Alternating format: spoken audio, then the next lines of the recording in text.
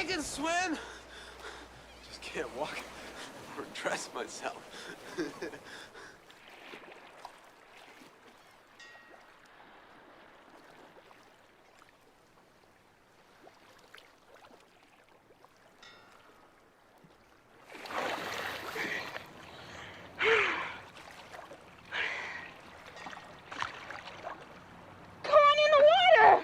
Take it easy. Take it easy.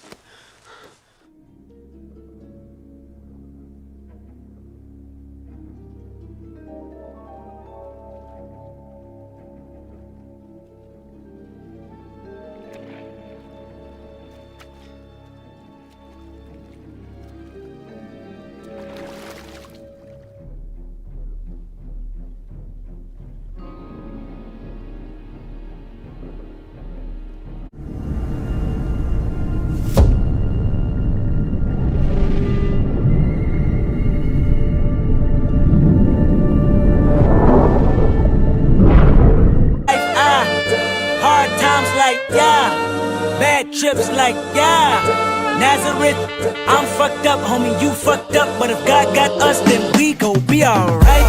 Nigga, we gon' be alright. We gon' be alright. Do you hear me? Do you feel me? We gon' be alright. Nigga, we gon' be alright. Huh? We gon' be alright. Nigga, we gon' be alright. Do you hear me? Do you feel me? We gon' be alright. And when I wake up, I recognize you looking at me for the pay cut. Bahamas, I be looking at you from the face down. 1 Mac 11, even boom with the bass down. Scheming, and let me tell you about my life. Painkillers only put me in the twilight. With pretty pussy and Benjamin is the highlight. I tell my mama I love her, but this what I like, Lord knows. 20 of them in my Chevy, tell them all to come and get me. Reaping everything I sow, so my karma come in heaven. No preliminary hearings on my record. I'm a motherfucking gangster in silence for the record. Tell the world I know it's too late. Boys and girls, I think I've gone crazy. Trying to side my face this all day. Won't you please believe when I say, when you know we've been hurt, been down before. Nigga, when our pride was low, looking at the world like, where do we go? Nigga, and we hate poor, wanna kill us dead in the street for sure. Nigga, I'm at the preacher's door. My knees getting weak and my gun might blow, but we gon' be alright. Nigga, we gon' be alright. Nigga, we gon' be alright. We gon' be alright. Do you hear me? Do you feel me? We gon' be alright. Nigga, we gon' be alright. Huh? We gon' be alright. Nigga, we gon' be alright. Do you hear me? Do you feel me? We gon' be alright. What you want? You a house, you a car, 40 acres and a mule, a piano, a guitar, anything. See, my name is Lucy, I'm your dog. Motherfucker, you can live at the mall. I can see the evil, I can tell it, I know it's illegal. I don't think about it, I deposit every other zero. Thinking of my partner, put the candy, painting on a Rico. Digging in my pocket, in a profit big enough to feed you. Every day my logic, get another dollar just to keep you in the presence of your Chico. I don't talk about it, be about it, every day I see cool. If I got it, then you know you got it, heaven I can reach you. Pet dog, my dog, that's all. Big back and chat, I trap the back for y'all. I rap, I black on tracks, so rest assured. My rights, my wrongs, I right till I'm right with God. When you know, we been hurt, been down before. Nigga, when our pride was low, looking at the world like, where do we go? Nigga, and we hate poor, wanna kill us dead in the street for sure. Nigga, I'm at the preacher's door. My knees getting weak and my gun might blow, but we gon' be alright. Nigga, we gon' be alright. Nigga, we gon' be alright. We gon' be alright. Do you hear me? Do you feel me? We gon' be alright. Nigga, we gon' be alright. Huh? We gon' be alright. Nigga, we gon' be alright. Do you hear me? Do you feel me? We gon' be alright. I keep my head up high, I cross my heart and hope to die.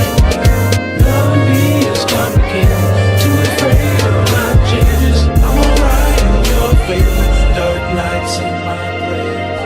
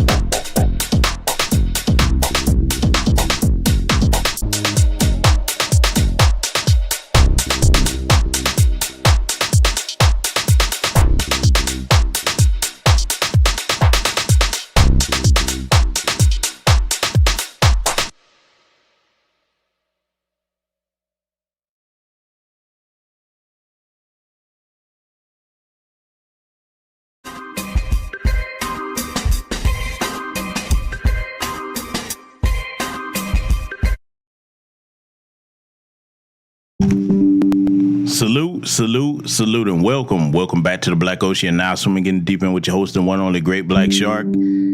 Yes, ladies and gentlemen, we definitely have to talk about the recent events that all of you in the chat room should be at least aware of on a basic level, unless you've been hiding on a rock somewhere.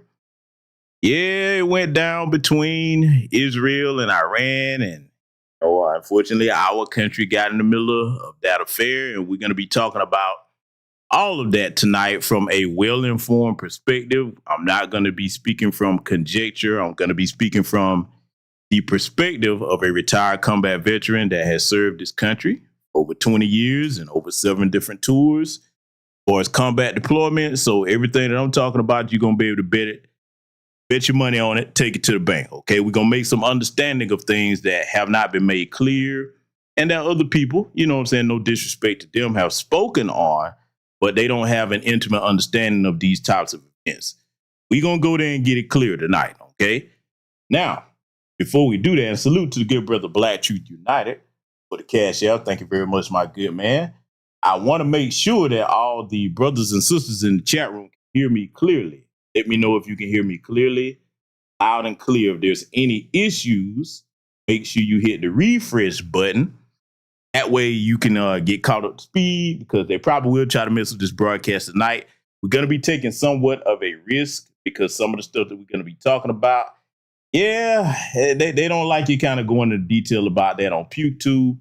However, nonetheless, we're going to try to do that here tonight. And you notice that when this first started, okay, when this whole thing first started, when they were dealing with the Israel-Palestinian issue, you notice a lot of us were not talking about that. A lot of us were not speaking on that, okay? Y'all know I touched on it briefly here or there, but hey, not our problem, not our fight, all right? But tonight, since our country has gotten involved, it is our problem to a certain degree, and I'm going to be explaining why it's important to us, okay? Not going to be from the aspect that you think, all right? Because with everything, first and foremost, let's make this clear. It's still reparations over everything, all right? I don't care what these people got going on. For those of us who are Foundation of Black American Freedom, like, yeah, we see that. Go ahead and cut us our check for our reparations. That's where we at with it. So the standpoint I'm going to be coming at it from is explaining things so that you understand how this affects you here on the home front, okay? That's what's going to be most important, all right? So everybody saying y'all can hear me loud and clear in the chat room. I just want to make sure. We'll go ahead and greet all of you. Then we're going to get started cooking with fish grease and facts. And for the newcomers over here, welcome to the new subscribers. Hopefully you've taken some time to monitor the channel, check out the content, see if you belong here. A lot of y'all probably came here for shorts. I suspect that might be the TikTok brain crowd, okay? So, you know, y'all probably have a hard time focusing on long-form content. This is a classroom, in case you don't know, for the newcomers, all right? Black First over here, Foundation of Black American Freedom, but you are welcome. If you are a on code, non-FBA brother or sister, okay? We don't do that lumping everybody in with, you know, because of the actions of some.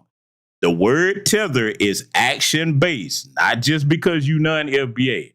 I'll take the time to say it again for those that are not clear with my channel, since it's new people coming over here.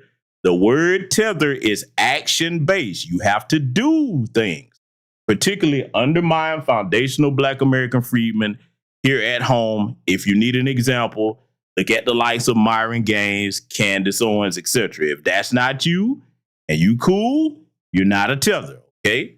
Want to get that clear. Now, let me scroll up, make sure I can see everybody and greet my esteemed guests over. All right, let me make sure that I see y'all. I see Charles Gibson over here. Diesel Mike. I see Tony, Charlie Eggs, Mrs. L. What's going on, sister? I see Doc B1, Old Sash. I hope I'm pronouncing that right. Old Sash McCoy. 7 Skills. Sakina Collins is over here. FBA Strong. Dad Miller TV. Stolen Answers 1526. Let's see, Sister Stuns Ed. I see Derek Parker, Tanisha Murdoch, Black Truth United. Let's see, Sorrell Evans. I don't miss anybody. All right, scrolling down. These are my so you already, Mr. Sam, my good brother. That's what I'm talking about. Married couple in the house. All right. Let's see. I think that's everybody. Edward Jones. I see you, my good brother. All right. I think that's everybody. So salute and welcome to all of you and anybody be joining us in attendance here tonight. So first thing we're going to go ahead and get out of the way regarding this issue, all right? Because, boy, one thing that I'm glad that I don't suffer from, and hopefully most of you don't suffer from over here, is that syndrome where, you know, just because the white man says something that everybody just, oh my God, the white man said it, it must be true. I'm not under that spell, okay? And hopefully most of you over here that are not, all right, because I'm gonna make a comment about something before I get started. On the short with Bill Cosby, for my Patreon subscribers, I'm gonna have to clown some folks about certain comments, because I'm gonna say this again to our non-FBA brothers and sisters. Much love to you, respect to you. But this platform here, if you the type of person that worship white folks, or you hold your head in your lap crying and throwing a pity party because you think that white people are invincible and you can't do nothing, you ain't gonna fit in too well over here. Okay, now if you come here looking to get your confidence up through knowledge, okay, and fellowship of brothers and sisters, whether they FBA or non-FBA, that don't believe that the system of white supremacy is invincible, you're in the right place. But if you one of these people, man, because I can tell the non-FBA comments, and I'm not trying to kick anybody's back end, but I can tell the comments under that Bill Cosby short, because it's like the replies are like, okay, woe is me type replies. I'm like, yeah, I know you not of my lineage, because we don't sit here like, oh my God, that's how they doing. This ain't nothing we can do. Hell no, we've been fighting these bastards over here tooth and nail, and we will continue to. Let me say something to my non-FBA brothers and sisters. Please get y'all confidence up. Hopefully this will be a platform to help you do it, okay? Because my lineage, we don't look at it like that. When a truth is stated, which is what Dr. Bill Cosby did in that short, when a truth is stated, you digest that information, and the purpose of me putting the short up was to show you how, yes, the media, the white supremacist controlled media, they play the same tricks back then as they play today. It's to show you the pattern. It's not to say, oh my God, there's nothing we can do about it. We gonna have to, boy, brothers and sisters in the chat room, welcome the new folks that are over here, but we're gonna have to help some of them get their confidence up, because one Sambo, and I'm gonna clown his ass on Patreon where I can go all the way in. One Sambo had the nerve to put up a comment, and I'm paraphrasing, but he said something, brothers and sisters, to the effects of, well, yeah, that's the truth. That's how they do it. So we all needs to hold up, I ain't reading that slaver. We all needs to come together and get it right. I'm like, motherfucker, come together with who? Who? Let me make this clear, man. I got to get this off my chest. Y'all bear with me. Let me make this clear to any of the coward males. Because, see, I cut the women of past. I don't expect them to be up front in a warrior class leadership position. But any of you cowardly males, okay, I don't care if you're of my lineage or not, FBA. If you sounding like that at this point and this hour of our history talking about coming together with our presence, you have lost your goddamn mind. You, boy, you are a disgrace to your lineage if you sounding like that. At this point, if that's how you thinking, you one of the ones that need to be kept far the fuck away from brothers that have their head on straight. Your ass is a liability. I'm just gonna make it plain, y'all. I got to do this, man. Any man sounding like that at this point, with all that you know your ancestors have been through, and you not in a mindset that says, I'm gonna protect my family and my community by any means necessary, and I'm coming after what they owe us as our reparations. If that's not where your mindset, your spirit, and your heart is, this is what I see. Okay, now each of you gonna have to make your own decision, but I'm gonna be blunt about this. For those that are new over here, it's straight talk over here. We don't do the sugarcoating over here. My audience and my moderators, they can tell you, we don't do the sugarcoating over here. When I hear a male talking like that, because I can't call you a man, you basically are the motherfuckers that if tomorrow you white supremacists said, you know what? Fuck this bullshit. Fuck playing with these niggers. Let's just go ahead and get it over with. First one we see, off with their head, coming after all of them. If they decided to do that, you would be the motherfucker running out there. Wait, why is y'all so mad? What? Wait, we don't need to do this. You would toot your ass up in the air and surrender. Okay, that's what I see when I hear that. I'm just saying, man. Am I reaching with that? brothers, where the brothers in here? Because look, I hold the sisters to a different stand. Now, let me be clear. Let me not down the sisters in case I'm sounding that way. We got women in here, and I'm using the phrase figuratively, with more balls than that. I see some punk bitch come over to my channel sounding like that, man. You better realize where the fuck you at. Don't you ever put no comment like that in on none of my. If I see that, that's automatic block, okay? Let me tell you why I'm that strict. Because it's just like if you have a garden, okay? You don't leave the rotten crops alone, the healthy crops. You get rid of that shit, man. Sounding like some kind of punk, man, tooting your ass up in there talking about we need to come together. Have you lost your fucking mind? It ain't no coming together with people that look at you as if you born the wrong color and they want to exterminate your ass. But anyway, just letting folks know where they at. Let me go ahead and get into what we got discussed. So, family, we're going to pull up the first tweet here, okay? Yeah, good old DJT. Yeah, boy. When you talk about white supremacist arrogance, boy, this right here, he's the poster child for it. He says, congratulations to everyone. Okay, now this is after the events occurred between Iran and Israel. Congratulations to everyone. It has been fully agreed by and between Israel and Iran, we're going to come back to that there will be a complete and total ceasefire in approximately 6 hours from now, when Israel and Iran have wound down and completed their in-progress final missions. Boy, that's absolutely laughable. We're going to come back to that, though. Trust me. Oh, we're going to come back to that. Okay, so he says for 12 hours, at which point, I could barely get it out from there, at which point the war will be considered ended. Officially, Iran will start the ceasefire, and upon the 12th hour, Israel will start the ceasefire, and upon the 24th hour, an official end to the 12-day war will be saluted by the world. During each ceasefire, the other side will remain peaceful and respectful on the assumption that everything works as it should, which it will. I would like to congratulate both countries. Y'all, we gonna come back to that. Okay, so the next thing here that we're gonna have to deal with, hold on, wrong thing. We'll get to that too. The next thing we're gonna have to deal with is why that was a full of shit statement, and why, hopefully you tellers are listening, why that was a full of shit statement, and why you don't sit there and go along with any and everything some white person said just because they said it. Because I know it sounds cliche, but unfortunately today in the world, we actually have a demographic of people of my lineage, foundational Black American freedmen, and the tether class that think just because the white man said something, the white man's word is law. I'm sorry, I didn't grow up that way. Okay, I don't have my ass tooted up in the air for surrender, and everything that these people say, I take it at face value, because life doesn't work that way. Y'all know what I told y'all about arrogance. That's not a strength, that's a weakness.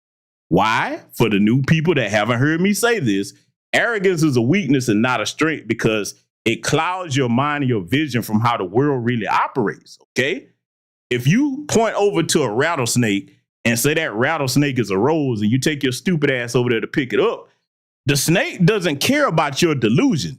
You're going to get pumped full of venom, okay?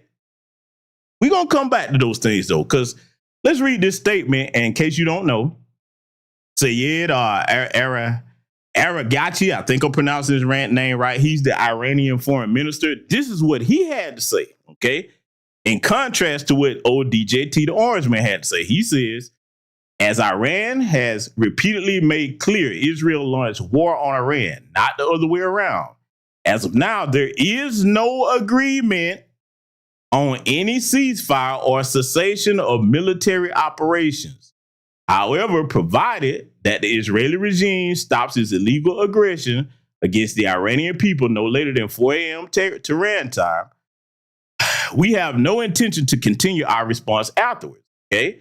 The final decision on the cessation of our military operations will be made later, okay? Now, that's what the Iranian foreign minister is saying in contrast to Donald Trump. Now, let's go ahead and deal with this, right? The problem with Donald Trump making that silly statement talking about, oh, it's going to be this way just because he's on white now say so, boy, that's the basic case of on white now say so. Let's deal with a couple things before we even get to what America did, all right? because we're going to have straight talk over here across the board. This religious dispute, because that's what it is at this point, has been going on for decades upon decades now, okay? You think because you hop your little pale ass up and make a statement that both sides are just going to listen to what you have to say? Let me tell y'all something, man. One of the worst types of conflicts in the world to ever get started is anything behind somebody's religious beliefs. That shit will go on forever. You understand? You don't know. You're not going to just bomb or shoot or no. Because you got to understand whether you believe in it or not, good, bad, right, or wrong. Once somebody has that type of strength in their belief system, you're not going to be able to change that overnight, okay? They're not afraid of dying because, hey, in their mind, they're dying for a righteous cause, no matter what we think of it, all right? So that was arrogance on Donald Trump's part, all right? Now, there definitely is not going to be a cessation of military operations, so to speak, in either case because, look, and I got to tell the truth about this, being an American citizen, born and raised, okay, I'm a military service member, veteran, you're not going to come over and violate somebody's airspace, destroy their property, and then tell them, hey, look, I hit you, I busted you in the nose. You're going to just take it and not do nothing about it. And then you're going to turn around and be peaceful. Do you understand how insane you got to be to say some shit like that? We talking real over here tonight. See, no, we want to tell the truth over here. Do you know how insane you have to be to propose something like that? Because, see, let me make it plain, all right? Right now, for everybody in my chat room, if somebody just walked up to you and bust you in your mouth, okay, hard enough to knock you on the ground, and while you down there, they told you, hey, look, don't get back up. You just going to take that. It is what it is. Now, if you do get up, you're going to smile and say, yes, boss, may I have another one? You see how silly that sound when you put it in those simple terms? See, I like to simplify it for the younger people that are listening, okay? No, you're not finna do that. So here's what's funny about it, right? Here's what's funny about it. We're going to play what the Orange Man had to say after Iran's are like, okay, yeah, I heard that bullshit you talking. We finna get it cracking, all right? Because, look, unfortunately, and I'm glad, at least as to my knowledge, when Iran launched that strike against Qatar, okay, and those bases in Iraq, none of our service members were hurt to my knowledge. I've been checking on that. I haven't heard anything to the contrary yet. You know what I'm saying? Because I try to keep my ear to the ground with that stuff, and I'm going to tell you why. Y'all know my stance. I don't care, regardless of my past and the things I've done. I do not want foundational Black American freedmen, men and women, going to serve in any branch of the military till they pay our reparations, and we get an anti-Black hate crime bill, because things like this, let me tell you where my heart sinks. I love my people, all right? And see, when you're a Black military veteran, white folks don't like what I'm about to say because they expect you to be some kind of raccoon and Sambo. They expect you to be indoctrinated to the point that you use your military service as a way to get acceptance amongst them. Let me say something to all white Americans right now. I don't give a fuck about your acceptance. I love each and every one of my people in this chat room, whether I met you or I hadn't met you, everybody of my lineage, okay? If you're not a big brother or sister, I got love for you enough to tell you the truth. I don't give a fuck about white people's acceptance, all right? What really strikes me to the core of my soul is imagining some young brother or sister just turned 18, 19, early 20s. You done signed up in any division of the military, and now you're being put into a wartime situation in the prime of your life, regardless of any of the training you've had. Yes, soldiers go through training that prepare them to deal with combat, but I would be bullshitting if I didn't see it this way. There's really nothing that can prepare you for being in a live combat zone, okay? I don't care how much training you go through. That's something that, because we gotta be real. We looking at a different generation today. You look at our beautiful young people today, some of our best and brightest minds, okay? And I don't knock any brothers and sisters that went into the military. God bless you. I just would I would want you to find something else to do, but I understand why people do it, okay? Now, where I'm coming from a place of concern and actual love from somebody that's already been down that road, you think about the life and the vibrancy of a young person, okay, a young black man or woman. And then for them to have to be caught up and possibly die overseas for conflicts that ignorant white men have gotten us into, I will never be okay with that. I will never be okay with that. What I'm about to say is going to make a lot of white folks hate me, but I don't give a fuck about them hating me. This platform is not for you, okay? I am not looking for your goddamn acceptance. You go to hell with gasoline drawers on. I'm here to tell my people the truth, okay? So for me, that's the concern that I'm coming at it from, okay? My brother Kermit S. Wingfield, my brother Edward Jones in here. I got several brothers in here. Charles Gibson probably in here. No fellow Navy brothers, you know what I'm saying? If not Navy, definitely some parts of the military I know for a fact. But most of them would probably agree with me, especially those of us, you know, that a lot of young folks would call old heads. Man, let me tell you something.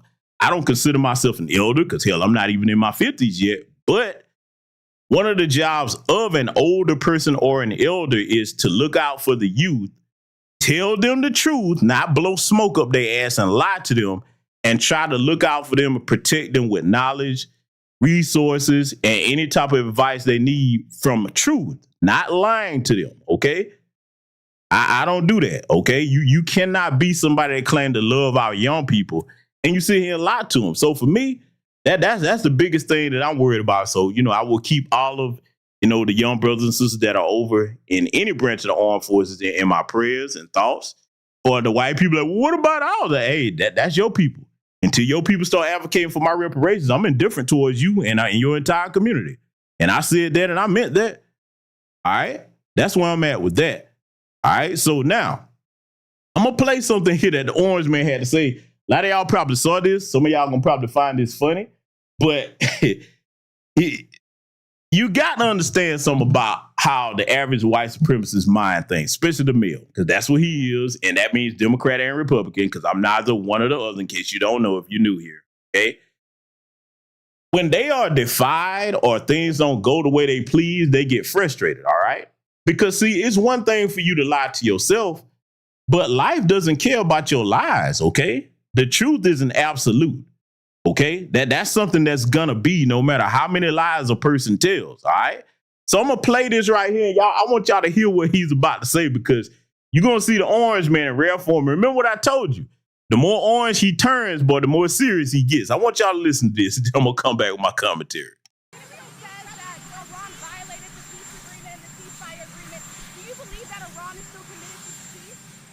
Yeah, I do. They violated it, but Israel violated it too. Israel, as soon as we made the deal, they came out and they dropped a load of bombs, the likes of which I've never seen before. The biggest load that we've seen. I'm not happy with Israel. You know, when I say, okay, now you have 12 hours, you don't go out in the first hour and just drop everything you have on them. So I'm not happy with them. I'm not happy with Iran either. But I'm really unhappy if Israel's going out this morning because of one rocket that didn't land, that was shot, perhaps by mistake, that didn't land. I'm not happy about that. You know what? We basically have two countries that have been fighting so long and so hard that they don't know what the fuck they're doing. Do you understand that?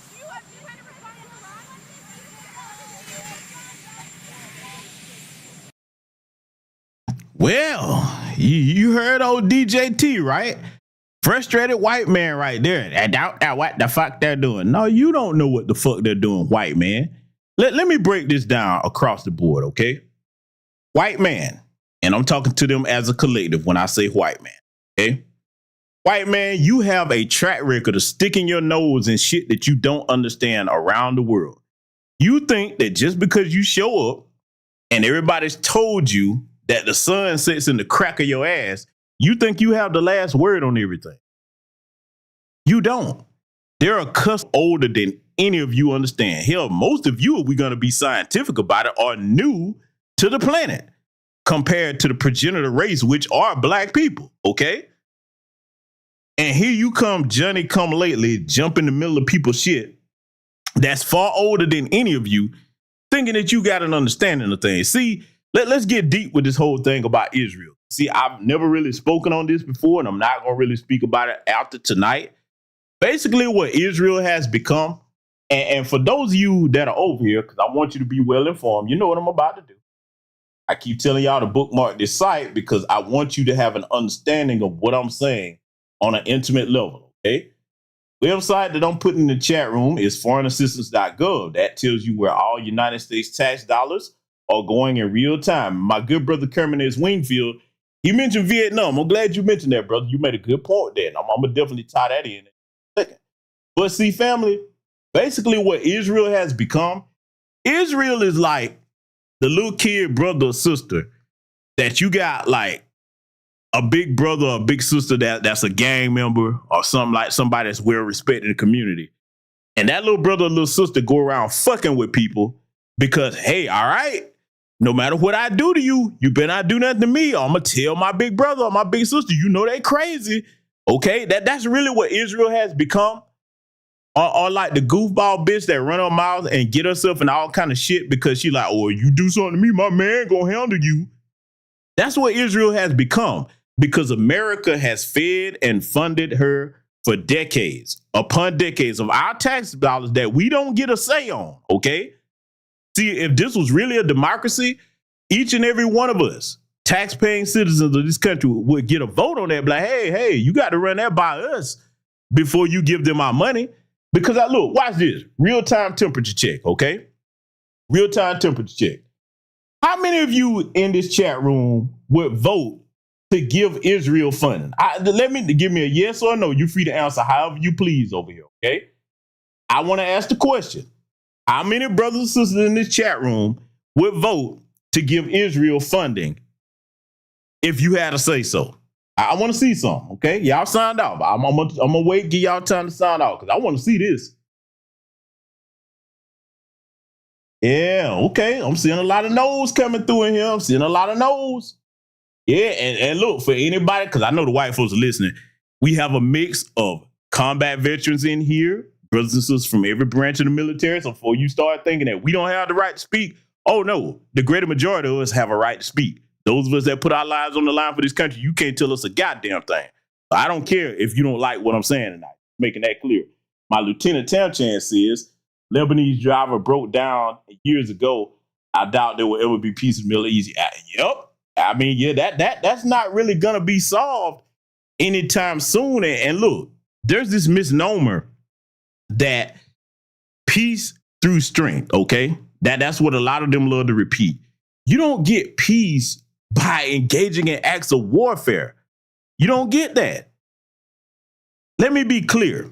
The only way that you would get peace through acts of warfare is if you've designated a particular enemy and when you engage in warfare, you completely wipe them off the face of the map, all right? Now, let me tell you the caveat with that because we're going to have some real talk over here tonight. If you did do that, the only way you would have peace is if everybody else didn't give a fuck about that adversary. But now, here's your problem. If you do what I just said, and then you didn't get all of them, you left their children alive, they got diplomatic relations with other countries that like, yeah, you did that. We're going to carry on the fight for them after they're gone. You don't get peace. No, what you did was just extend the conflict, okay? That's what you did. You extended the conflict. And see, when white people go meddling in other people's fucking affairs, they don't never make things better. Because see, look, this is what's going to hurt a lot of white folks tonight. We just getting started over here. Family, name one place that any of you are aware of in history, past or present day, that white folks as a collective have gone and made that place better. Name one place where they've intervened in somebody's affairs that had problems and they made it better instead of exploiting the situation or making it worse because they don't understand what the fuck is going on. Come on now, talk to me. I need to know. Because, I mean, maybe, just maybe, y'all can tell me something that I'm not aware of, okay? And make it clear to me. And then, hey, I will stop and be like, you know what? I acknowledge that. But I want to know. Anybody find any place like that? Because as you know, I am a staunch student of history, okay? I've never seen it. Now, maybe some of you have, but I haven't.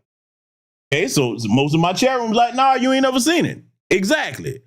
So what happens is you have them going around the world talking about democracy. But see, here's the problem, white supremacists. as long as you continue to mistreat foundational Black American freedmen and you do not compensate us for the Holocaust on American soil, which was American chattel slavery, you can't really preach in good faith democracy and justice to other people because they see you. Hell, remember a couple of years ago, China threw that back in their faces. They actually, and it's not like China gives a fuck about Black people, but they knew they could exploit that as a political football. They're like, hey, don't you wag your finger at us about no human rights abuses. Look how you treat them Black Americans over there in your country. Oh, they didn't like that because it wasn't nothing they could say. You know what I'm saying? So the world is watching, and a lot is shifting on the global stage. Let me go ahead and make it clear. The power balance on this world stage is about to shift. Okay, there's nothing that white folks going to do to be able to stop that. And see, let me assuage everybody's fears about something, okay? Because I want to put most of my sisters at ease that, you know, if you have a son or a daughter that's in the military, I'm going to give you something to put your mind at ease, all right? Because I've been seeing a lot of sisters kind of worried about this. A lot of people are worried about, oh my God, they're going to institute draft. Okay, let me tell you why that's not going to happen, all right? Look at this map, okay? And I'm going to make this plain because, you know, a lot of people, when they explain this kind of stuff, they would talk in terms that civilians are not, you know, familiar with. And I try not to do that on my channel. I could do it, but I try not to do it because I want everybody to get a clear understanding of what I'm saying, okay? So this is what I'm going to do for you. I've shown y'all this map before. Let me tell you why you're not going to see a draft come up.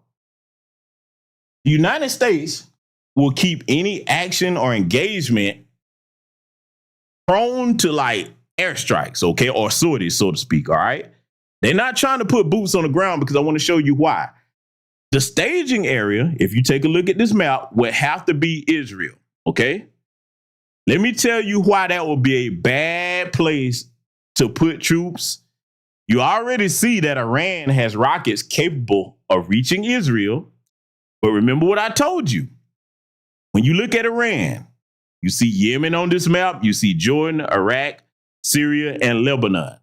All ALL, capital ALL, all of those countries, regardless of their differences that they might have between each other, because there's different sects of Islam over there. Sometimes they have their little personal beefs.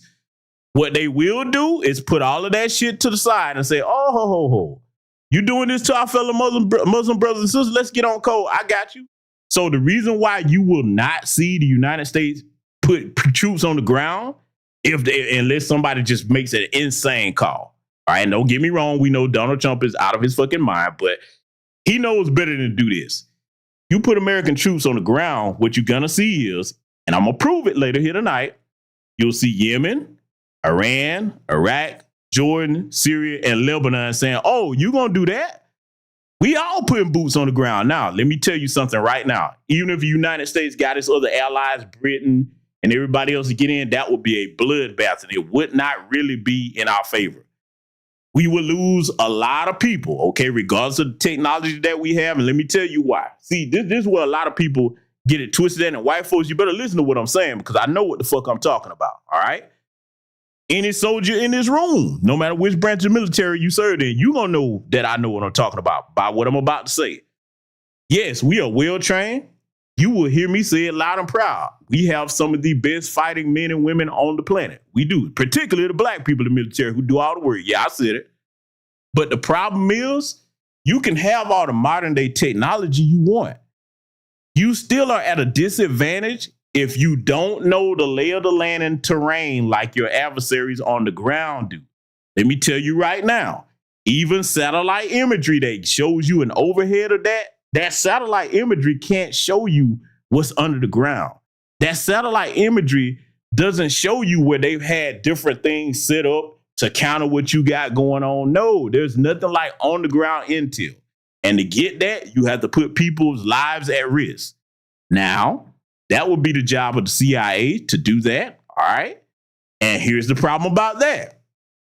Anybody that's ever served in any branch of the military, particularly a tier 1 unit like I did, you know that all intel that you get, every commander has told you this. That's subject to change. Yes, this is what it was at the time that you gave it to me. By the time we engage in that operation, that intel could have shifted to the point that we either got to change strategy or we might have to abort mission altogether. Am I lying? Where my Kermit S. Wingfield? Did I not tell the truth with what I just said? With my brother Charles Gibson, Edward Jones. Am I lying with what I just said? Is that the truth or is it false? I want my vets in here to speak up on this so that the laymen understand what I just said. All right. Talk to me. Let me know if what I just said is true or false. Tell me. Because I want to know, you know what I'm saying? If many of you have experienced what I have experienced many times before I retired. You understand? That intel can change on the turn of a dime, and you either looking at a situation where you got to completely regroup, or you might have to stand still on what you're doing, because if you tried to do it, yeah, you're going to cost a lot of people their lives, and a lot of things could be destabilized on top of that. Okay? You understand? So, again, don't worry about any type of draft, because that would only happen if we had a ground war going on and there were so many casualties that they need to keep putting people in the meat grinder, so to speak. Okay? And the way I'm talking to you tonight, white people don't like to hear you talk like this, but again, I love my people more than getting acceptance for them for my military service. All right? I will never put that ahead of my people. All right? So I want to ask everybody the question. Sisters in the chat room, all of you that might have been concerned about that, do you see what I'm telling you now with the way this map is shaped out? Okay? And everything that I just explained to you, do you understand what I'm telling you? There's not going to be a draft unless there's a ground war engaged and we lose so many numbers where they just have to start. And look, let's talk about that. For the white folks that think that you're going to institute a draft with this generation, oh, you got another thing coming. Let me tell you something right now, man. Most of Gen Z, they're going to tell you quick, I'm not going. And I ain't just talking about young black men and women. I'm talking about your own kids. They're like, oh, no, you're not. One thing I will give the younger generation, they got a system of the see past this bullshit that these geriatric white supremacists in office are constantly going around starting shit with other people. They're like, I'm not going to die for that. It doesn't mean that they don't love their country. No, they do. They just realize that when you look, well, my brothers and sisters in here that either have people like I do, because this was before my time, have people, or if you yourself has served in Operation Desert Storm. Y'all remember that was over the lie that they claimed that Saddam Hussein had weapons of mass destruction. Oh, they could just reach America in so many minutes. I mean, they're just outrageous lies. When in reality, what it turns out was Bush was trying to assassinate Saddam for trying to kill his daddy. And he almost succeeded with that damn car bomb, okay? That's real history. That almost happened. My point that I'm making is this. A lot of these wars are started not because of the lies that they tell you in the media. Oh, we got to protect democracy. No, it's two reasons that wars are started. The acquisition or the taking of people's resources, or if it's a situation where somebody, I know this sounds crazy, but I'm going to tell you the truth, or if it's a situation where some white man or geriatric white supremacists in power over here has had their ego slighted and they feel like they want to use the United States military to make a point. That's one thing that I really hate for our young men and women that's in the service. We could all have been used, and at times we were used because of somebody's fucking ego. It's got nothing to do with the lies they tell you on the news, okay? See, I'm gonna tell you the truth over here tonight, all right? That's what I hate. If you're gonna go to war, it should be for a just cause. And in my opinion, the only wars we should be getting into is if somebody directly threatens our homeland or does something to our citizens abroad. Okay, now we got to put a foot in your ass for that.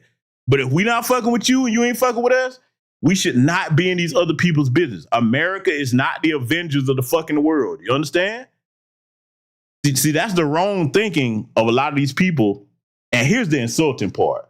A lot of the people that's sending your young brothers and sisters out here to war, a lot of them have never served in any branch of the military. Some of these motherfuckers were draft dodgers. Yeah, I'm looking at you, Donald Trump. Yeah, I am. A lot of these motherfuckers ain't never put on no uniform and been in any field of combat where they know what that feels like to be away from home with your life on the line. That you know what? To be honest, you shouldn't be able to be a member of the Joint Chiefs of Staff. You shouldn't be able to make any military decisions if you've never worn that uniform. Because you know what I always have said. What I would like to see if it was up to me, oh, okay, we got to go to war. We just got to do it. Cool. All right. Good thing we have a chain of command and succession in the United States. So that means the president, you suiting up too, you going over here on the front line with troops. You're going to appoint the vice president to do your job in your place. Okay. And hey, most of the senior joint chiefs of staff, come on. You appoint your seconds. They stay behind. You come on. Half of Congress and half the Senate. You going to? Oh, you say you love the troops. Come on over here with us. That's what you going to do. I guarantee you would never see no war started. If that was the protocol, they'd be like, oh, hell no.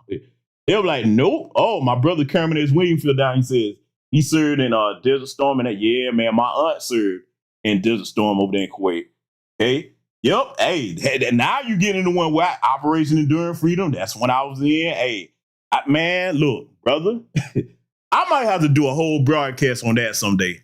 You know what I'm saying? Because it's so much right there to unpack with that. But bottom line, man, if things went the way I just stated, most of these world leaders, if that was the protocol worldwide, oh, they would never want to fight. They're like, oh, hey, wait, war? No. That means half of us got to go. So now let's come up with solutions. I guarantee you, whatever the issue was, they would get that shit solved overnight if that's the way it had to be. But bottom line, for the sisters that's worried, no, we're not finna see no draft no time soon, unless some idiot goes and actually puts troops on the ground. And because that, look, watch this. Charles Gibson, Kermit S. Wingfield, Edward Jones, because those are the brothers that I know have served in here. Tell me if you agree or disagree with this assessment before I get on with this. How many of you realize that this would be a nightmare situation to be staged in? If they put troops on the ground in that little patch of Israel with all them cooperating nations right there in close proximity, because see, I'm looking at this from the perspective of a retired soldier. When you got your adversaries that close to each other, you know what they have an advantage on over you? They've got damn near 3 times the capacity, and I'm being generous, of supply lines that you have, okay? Let me make it plain. You put our troops on the ground. We got to send supplies over there because Israel, they get their shit from us. They ain't got nothing to resupply us with. We got to send shit over there. Then you better hope they don't have shit set up in place where it gets stuck in like a protracted naval battle because, you know, we have our Navy and theirs. So now you can't get supplies there till you deal with that threat. So now you sitting there waiting to be resupplied and they can just, hey, man, we right here connected with each other's borders. Do you know what kind of a fucking nightmare that would be? And you got troops on the ground, man. Come on, dog. No, hell no. From a logistics perspective, that shit is a nightmare. My brother Edward Jones, man, he says that would be dangerous for our troops on the ground. They know land and have allies around them. We'll fly day and night. Exactly. See, y'all get it, man. So I just want to give it to you from the perspective of somebody that's actually been in these damn situations. Nah, man. If they put troops on the ground in that situation, that would be completely insane. Okay? You don't risk that because, see, here's the thing. Before I get off of this, I want to really make this stick for why that would be an insane decision.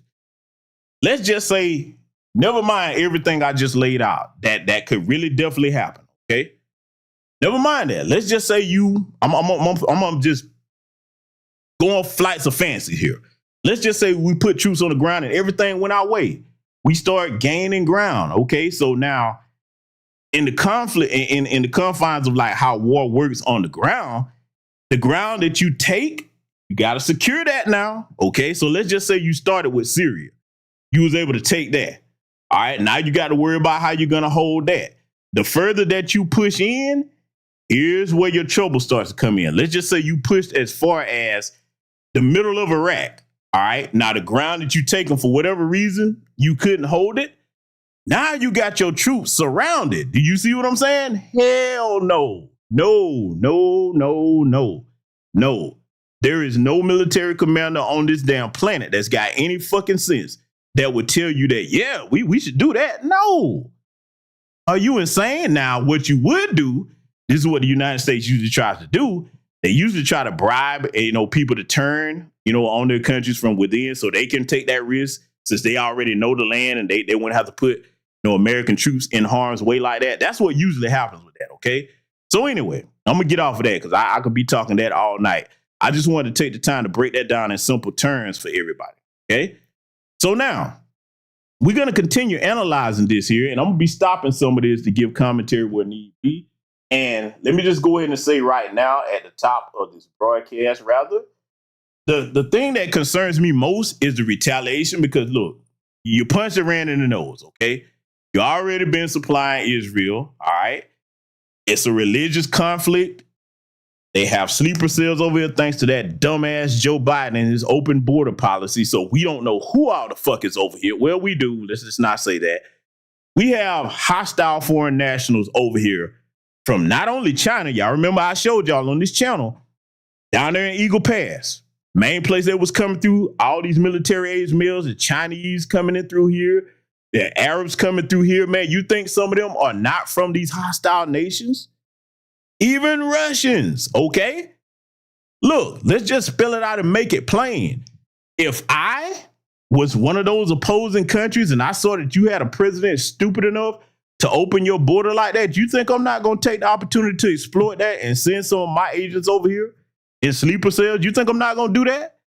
If you do believe that I wouldn't do it, I got a bridge in Brooklyn and one in San Francisco, and I'll sell you at a discount rate if you believe that shit. You would be a fool not to take advantage of that and just have them sitting there, be like, hey, look, when I give you the green light, go ahead. So, yes, that's what dumbass Jim Crow Joe Biden and the ignorant-ass Democrats put this country's national security at risk with that goddamn open border policy. You could never get another country to go for that shit, okay?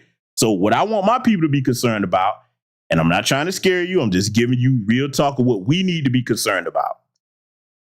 You're going to have people over here, they're going to be trying what they know in their homeland, which is going to be suicide bomb attacks at certain places. You're going to have some of them trying to take advantage to procure mass casualties at like public festivals, things like that. And you recently saw, I think it was Cross Point Church up there somewhere in Michigan. Now, this was a white guy, and they say that he didn't have any Islamic radical ties, but he rammed into that church. And he was going to try to take out a whole church full of white folks. Let me tell my black folks something, okay? I don't think I have to worry about foundational Black American freedom with this. Stay the fuck away from their churches, okay? Keep your black ass out their churches. You go to a black church if you just got to go to church, okay? Because these people are going to be targeted. Look, for the most part, they're going to leave black people alone. But if you happen to be where they're at, they're going to be like, well, hey, hey, Allah Akbar. They're going to do what they got to do. I'm not even trying to be funny. I'm just telling you, man, that now is a precarious time to be traveling to the Eastern Hemisphere of the world because, look, look, Iran knows that they can't take us straight up, like in a straight up conflict, just one-on-one. So they're going to use guerrilla warfare tactics. They're going to use what they're familiar with, hostage taking. They're going to be trying to assassinate U.S. political officials. And by the way, speaking about the assassination of U.S. political officials, Iran will do it if they can catch one of them slipping. And you know what they're gonna have an easier time of it doing? A lot of these U.S. officials, especially these ambassadors abroad, you know they're some of the biggest fucking tricks it is. Oh, they stay buying pussy left and right. I'm just gonna tell it like it is over here tonight. Trust me, if you doing that shit now in other countries, okay, keep playing. You think they don't use them 304s, man, to set these government officials up? Man, come on, dog. Anyway, that's not my concern, though. I don't give a fuck about them. I give a fuck about you brothers and sisters in my chat room, okay? So just be wary when you're out here in the public. If you see something that don't look right, turn around, take your family and leave, okay? Don't sit there and second guess it because you know what's going on. You know what there's going to be retaliation, okay? So you make sure that you're not caught up, all right? We're going to play some of this, I'm going to be stopping it to give commentary where need be because we got to break a couple of things down. Let's get started.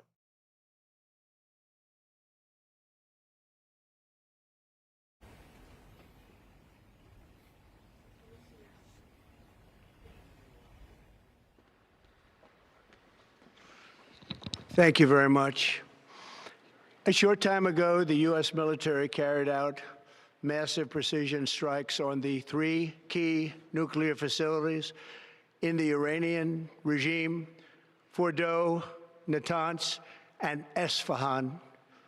Everybody heard those names for years as they built this horribly destructive enterprise. Our objective was the destruction of Iran's nuclear enrichment capacity and a stop to the nuclear threat posed by the world's #1 state sponsor of terror. Tonight, I can report to the world that the strikes were a spectacular military success. Iran's key nuclear enrichment facilities have been completely and totally obliterated. Let me stop right there, okay? Was it a military operational success? Yes, it was, as far as like no casualties lost, or as far as like getting the objective completed. I got to admit it.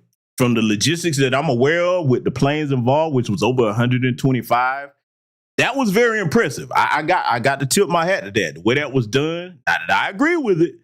It was very well executed, which is a testament to how well trained our young men and women are in the different branches of the military, okay?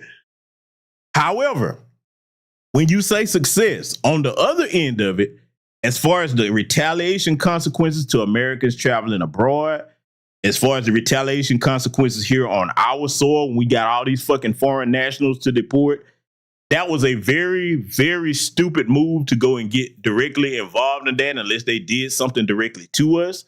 In other words, for me, I would be more focused on getting these illegal aliens the fuck up out of here before I try to do something like that, because you know that we have them sitting over here just waiting for a fatwa to be decreed. In case you don't know what a fatwa is, that's a religious declaration in Islam where it's basically a declaration of war to retaliate. That's given by their supreme leaders in their different faiths, okay?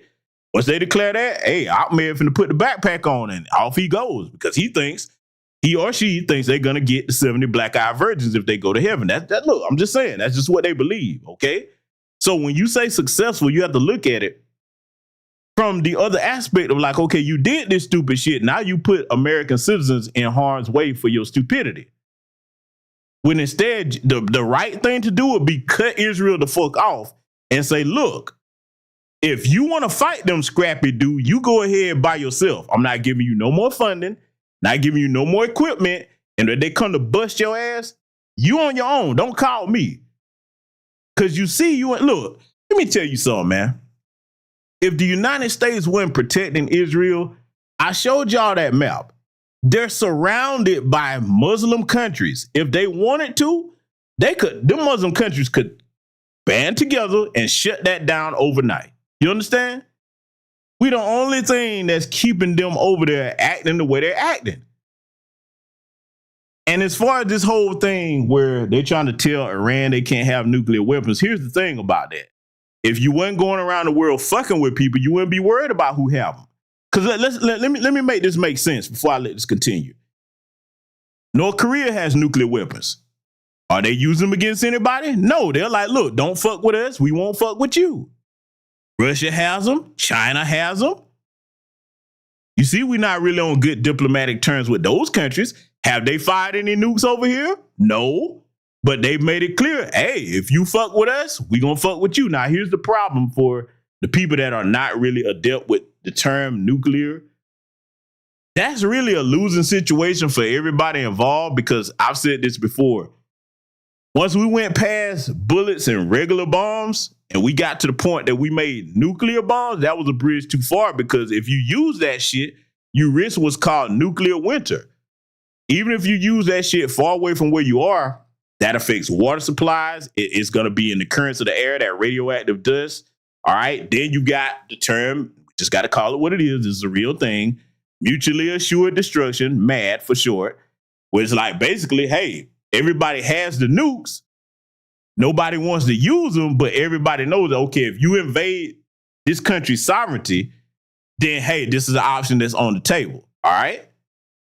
Now, you got a situation where most people with sense know, hey, look, that's a last resort.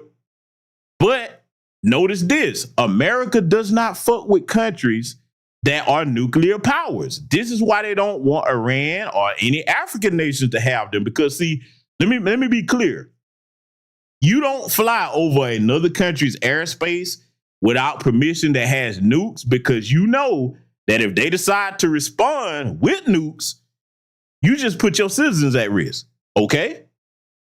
We just got to make that clear. So see, this whole thing about not wanting them to have nukes, I'm just gonna call it what it is, man. All of my brothers in here that have served in any tours of duty, you know the truth of what I'm about to say. They don't give a fuck about liberating none of the Iranian people. They don't care about no damn democracy. They want control of that region so that they can have control of the oil resources, okay? That's really what the white supremacists have done since time immemorial.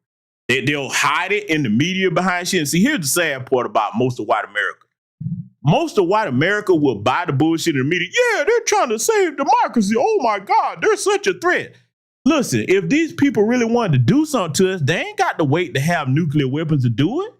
All you got to do is study recent history. If they want to get out, they start taking hostages. They're like, in other words, my point is if Iran want to get out and do something, they're not waiting to get a nuclear weapon. So if they're not fucking with us, we don't need to be fucking with them. Don't start none, won't be none. All right? But see, when you got somebody that's constantly doing dirt to somebody, you always worried about, oh my God, what they gonna do to me? What they gonna do to me? See, this is why the white supremacists should not be in power, because they have fucked with so many people. They got to always be looking over their shoulder. They got a distrust of everybody because you done stabbed everybody in the back. You never kept your word on any treaty that you signed with anybody historically. So now you've got other people, namely black folks, in a situation where you controlling the country and you making decisions that affect our lives. You understand? That's where we at with it. So I'm like this, man, if they did have a man, they hadn't been, if they not fucking with us, man, what you worried about it for? And as far as anything with Israel, I'm going to tell you why they would be unlikely to use a nuke. It's bad the problem that they have. Look at the proximity. That's too close. That's too close. It's not even like they're on the other side of the world. I showed y'all that map. That's a hop, skip, and a jump as far as like a ballistic missile is concerned. That's not a large distance across from Iran to Israel. So if you nuke them, it's going to affect you too. And we're going to get into that a little bit later here. We're going to show y'all exactly how that will work, okay? But I'm going to let this jackass continue here. Let's let it continue. Iran, the bully of the Middle East, must now make peace. If they do not, future attacks will be far greater and a lot easier. For 40 years, Iran has been saying death to America, death to Israel. The only reason that they started chanting that, and I ain't got the cape on for them bastards at all, but the only reason that Iran started doing that is when America intervened and got in the middle of the affairs between them and Israel. Before that, if you go back and for those that know your history, they didn't really have a problem with us like that. As soon as we started getting in the middle of their affairs, because see, we just got to break this down in simple terms.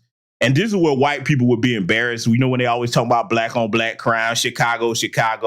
Well, you know who acts like that for real? White supremacists in power, okay? Across the planet with these different wars that they start, all right? We just got to tell the truth over here. Basically put, it's kind of like the ops. We're going to use that terminology because we're going to show you how white folks are far worse at this than any black people. Their so-called ops that they have issues with, they look at them as like, okay, if you helping my ops, then you my op. That's how Iran is looking at it. They're like, oh, okay, that's what you got going on. You going to help them out, even though you didn't put troops on the ground. You giving them money, you giving them equipment. Cool. Well, we got a problem with you too, okay? We're just breaking it down in simple terms for the younger people to understand, all right? So I just want you to understand that this whole, Iran's all, no, they hadn't. Look, most countries don't have a problem with us at all until we start fucking with them, man. You know how I know this? This is why I encourage our people, well, at least before this time, to travel. When you travel outside of the United States as an American, your reception is going to be pretty much friendly wherever you go. They want to know about your culture, especially if you're a black person. They don't be like, there's an American. Now, I'm going to tell you who would have a bad experience abroad. White folks that go around disrespecting people.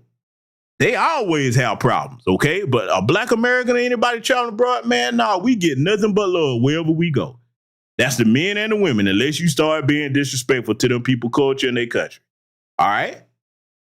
But see, when you the white supremacists, it's in your nature to be disrespectful. All right? So now you've gotten to a point where you start messing with Iran and other Islamic nations. They're like, okay, well, shit. You helping my enemy harm me? Well, I got to put you in the same boat. So that's where we are with it. But as far as like the regular people, they don't really have a problem with the average American. See, I'm going to tell you what their worst nightmare would be. And see, this is why I like apps like TikTok. Okay, even though I criticize TikTok brain where people have short attention spans. But I like apps like TikTok because what you're starting to see now, even in these countries where those types of apps are banned, you know, young people are always going to find a way. They're children of technology, all right? They're going to find a way to get around anything that you try to ban. The young people around the world are starting to connect and talk to each other. And you know what the consensus is? They really don't have issues with each other like that. They're looking at these old bastards in their country that are in power. They're like, these motherfuckers are the problem. We don't have a problem with y'all over there, man. We really want to know about y'all culture, okay? Now, I'm not saying that you don't have people here or there that have issues. I'm talking about as a collective. For the most part, people are like this. If you don't do nothing specifically to harm them, they look at that shit as foolish. See, the white supremacists, that mindset that they have, that's a minority. They get other people to buy into it when they move to this country. But as far as abroad, people are like, look, man, if you don't do nothing to me, man, why should I have a problem with you? Okay? So that's what they fear. This is why you see them pressing, talking about making China sell TikTok. That ain't going. This whole thing where you think you're going to bully people, that day is coming to an end, man. And see, this is where BRICS comes into play because all that sanction shit where, you know, all those countries on the SWIFT system where you can sanction them, if they transition over into that BRICS system, oh, that economic sanction shit goes out the window. See, that's the selling point for Russia and China because those are the two main powers in BRICS. That's the selling point. They're like, hey, look, instead of you being under the United States thumb where they can just put sanctions on you anytime they want and cut your water off, so to speak, come on over here. We'll treat you like an equal. Okay, now whether they intend to do that or not, that remains to be seen. But it's an alternative to having somebody be in a position where they can threaten to cut your water off if you don't do X, Y, Z. So that's what I mean when I say the balance of power is shifting on the world stage. But everybody's late to figure that out except for the white supremacists because they really, in their delusional minds, think that they're going to keep global white supremacy going forever. That's not going to happen.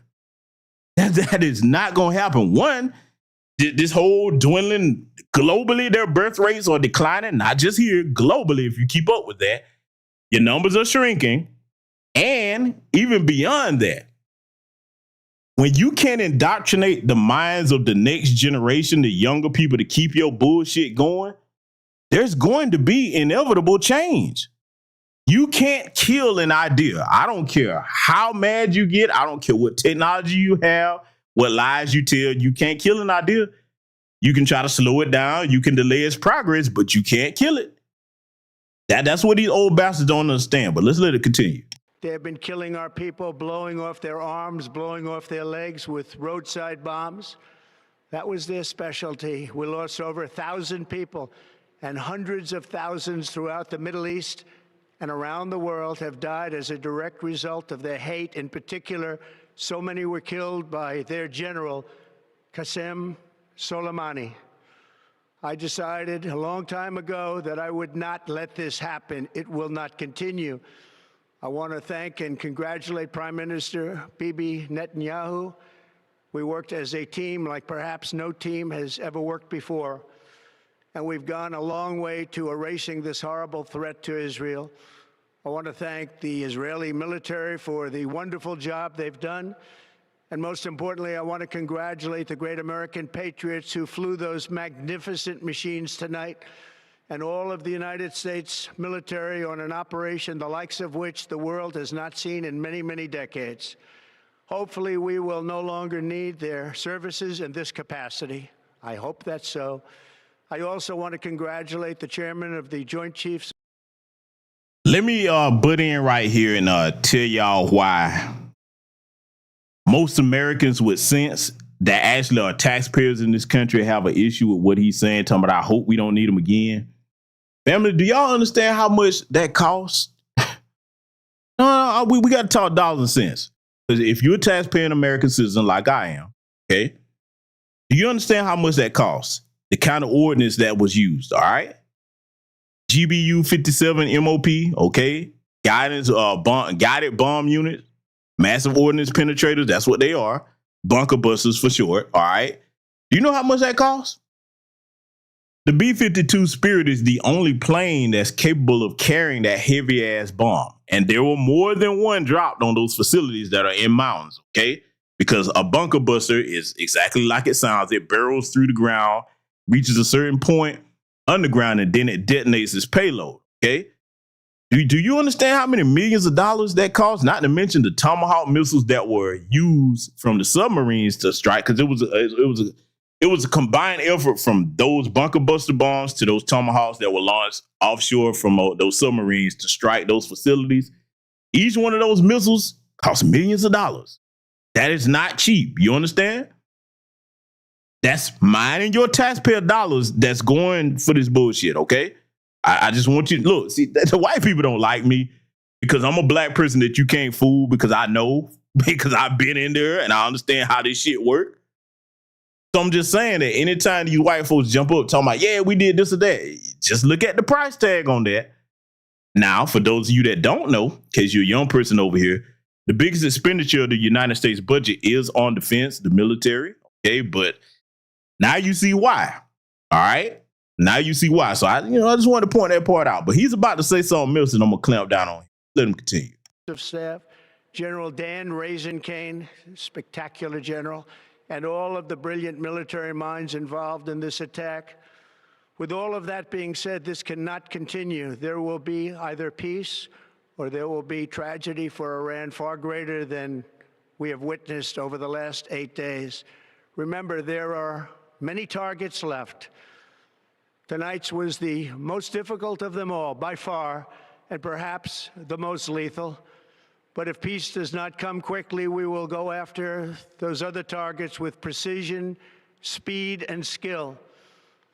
Most of them can be taken out in a matter of minutes.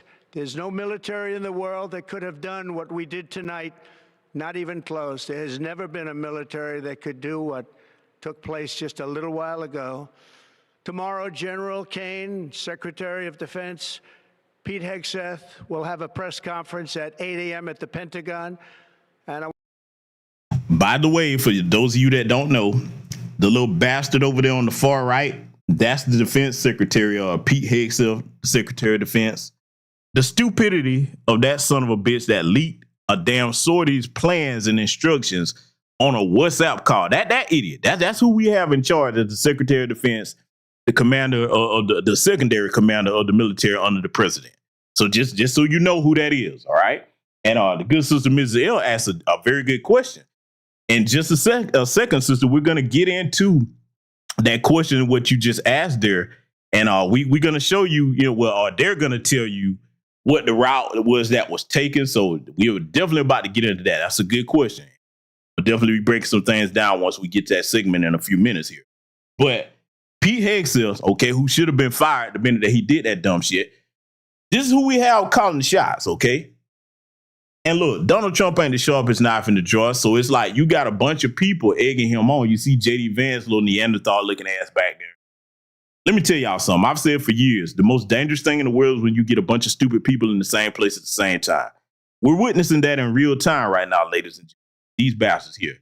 They have an archaic view of thinking, okay, that has not shifted from white supremacists prior with how they view the world. Because if you go back into the early 50s, etc., that 50s, 60s period, the main enemy was, the Russians, just telling all kinds of lies about Russia. I'm like, look, man, long them people, if we not fucking with them, they're not fucking with us. Now, a lot of that's flared up from that Cuban Missile Crisis. Now, that was real. Where Russia was trying to okay, look, if you keep trying to, because look, let's break down what that is. People that don't understand what the Cuban Missile Crisis was about, okay, because there could be young people listening. The United States actually did start that shit by trying to get all those damn nations over there sitting at Russia's back door as a part of NATO, okay? So Russia was like, all right, two can play that game. We'll put some damn missile silos down here in Cuba, so that way, if you decide to try anything, hey, we gonna both be some hit up motherfuckers, okay? That's what they were doing. So ever since then, they were like, the Russians. They're like, look, man, you can't blame people. They like, look, dude, stop fucking with me, man. That's pretty much what it is. They're like, hey, man, leave me alone, or else I'm gonna have some insurance on if you try something. You can't blame people for that. I'm not saying it's right. But I'm just saying I do understand. All right. So I'm gonna let this bastard continue because he's about to make a statement that I'm gonna really clamp down on, and I'm gonna tap the hypocrisy of the statement he's about to make. I want to just thank everybody, and in particular, God. I want to just say we love you, God, and we love our great military. Protect them. God bless the Middle East. God bless Israel, and God bless America. Thank you very much. Thank you. President Trump speaking for specifics. Now, y'all know where I'm finna go. This orange bastard said, we thank you, God. We love you, God. God bless it. First of all, God doesn't know any of you godless bastards. I'm going to keep going here.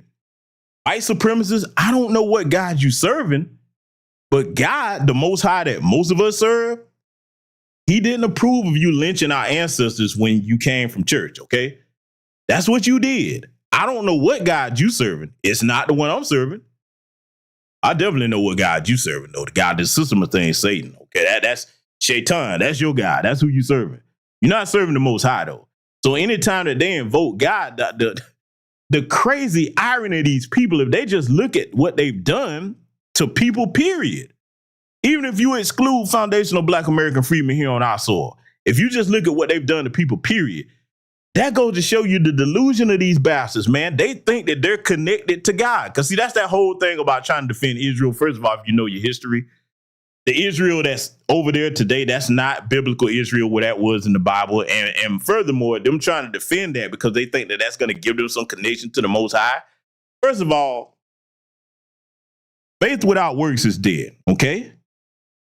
They have not been Christians towards us because look at what they've done to us and refused to damn make it right by paying reparations, giving us an anti-Black hate crime bill. And even if you sit us to the side, look at what the way they've treated other people throughout history. You did to the red Native Americans. You stole their lands when they were here. I mean, look, around the world, they hold the world record for genocide. If you count their European cousins, you look at what Australia used to be, an all-Black continent. Now today, you look up the people calling themselves Australians are lily white. Everywhere they go, they kill off a people and then assume their identity, just like parasites. See, when I call them the bastard parasites of the planet, I say that with good reason. Now, let's deal with this whole thing here because y'all saw the clip I played earlier there because I did that for a reason. Because all of this we're reviewing now, this is stuff after the fact. We're going to make some sense of it, but when I played you the clip of him speaking, that was after everything that we finna review now. So now if you're looking at the situation here, you see who the real problem in that situation is. Israel started back up with them people again. So that lets you know the problem is them motherfuckers, man. See, look, let me tell you something. What most of America and white folks, I know you listening, what most of America would like to see, and this is the right thing to happen, because everybody like, when you going to have something to say about it? Well, I'm saying something about it tonight, and after I speak on it, probably won't go speak on it again for a long time. But what most people want to see happen with Israel, and we're going to get to examining some of that next here with Bibi Netanyahu, that fucking war criminal. But America would like to see you handle him, Netanyahu, and all of Israel the same way that you did Zelensky when you brought his ass over to the White House and told him, look, you don't have the cards. That's the look. Let me take the temperature of my audience. Family, is that not the right thing to do? Because when you tell somebody, hey, look, bro, don't go fucking with dude over there. You know he gonna whoop your ass, man. That's a bigger dude than you. He's stronger than you. You ain't gonna be able to do nothing if I'm not there. And they jump their ass up and run over there anyway because they think that you gonna handle it. Is that not the right thing to do? Say, all right, look, I told you not to go fucking with dudes. So now if you want to fight him, go ahead. I'm not getting involved in it. Don't call me. Huh? Am I not right with that? Should he not do that to Netanyahu? Okay. And see, look, I will give acknowledgement to something. When you hear, and they don't do it in good faith, so let me make this clear and preface my statement. When you hear a lot of these goofy white supremacists, it's the Jews, man, it's the Jews, it's the Jews. This is somewhat of what they're talking about, even though you know they saying the shit in bad faith. Basically, what they're saying, like, what the hell do they have on these American leaders for them to not just tell Israel what I said? Hey, look, you want to start some shit? You handle it. Okay? We're not gonna give you no more funding. You better make use of the equipment that we've given you because our hands are clean. Don't call us. You better find somebody else to help you deal with that shit. Because see, what happens is when you get to a point, let's make it plain for the younger people before we get into the logistics of this operation here. If you got, let's just say, two kinfolks, all right? Let's take it in that context. If you got two kinfolks, they at the family cookout or what have you, they get to fight. You got people that separate them, okay? Put you over here on this end, put you over here on this end, all right? Now, them motherfuckers find their way back to each other. Everybody be like, all right, man, y'all want to fight that bad? Go ahead and get it out your system. Huh? They fight. One person or the other win. And then instead of leaving that shit alone, the person that got their ass tore, I'm going to get up and go around too. You like, all right, hey, shit, you got it. You see what I'm saying? That's really what we at with that with Israel, man. You biting off more than you can chew. Because see, I'm going to tell you what's going to happen. They're going to keep on doing that shit. And see, this is the thing. You can lay all the plans that you want, but when you're dealing with technology and things malfunction, things go wrong, they got one time to fire one of the missiles over there at Iran and hit one of them other countries that I showed you on that map. Oh, it's going to be up. It is going to be up for real then, boy. I'm telling you, man. I'm telling you. Because see, look, right now, think about it.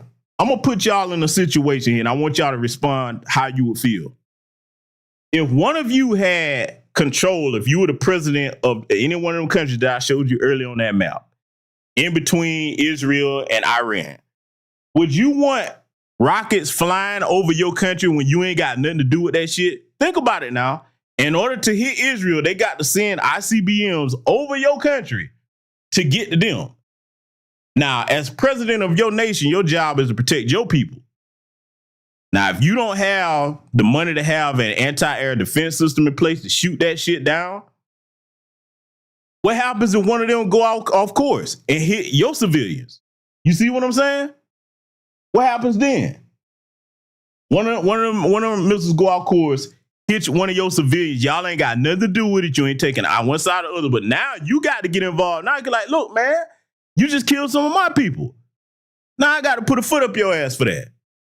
You see what I'm saying? A lot of them countries, man, that's what they're looking at that. They're like, hey, man, you all right? Hit one of our civilian facilities and we ain't got nothing to do with that and watch what happens. Eventually, it's going to happen, man. And look, it has already happened to a lesser extent. Some people got injured. In some cases, you might have had a few people get killed. But if a large enough number of civilians get killed by, in one of the countries, they ain't really got nothing to do with it yet. Okay. They're playing with fire with that bullshit, man. So, like I said, the proper thing to do would be to leave Israel to handle that shit by themselves. Since they got all this smoke and all huffed up and puffed up, want to fight everybody. Sometimes you got to let a hard head, make a soft ass. And I would love for it. And look, I know what it's going to take for us to get to that point. This is where Gen X, millennials, and Gen Z are going to come into play. Well, it's going to have to take somebody getting the presidency, no matter which party they're in, from those generations to say, hey, look, that bullshit that was going on before us, all of that's finna change.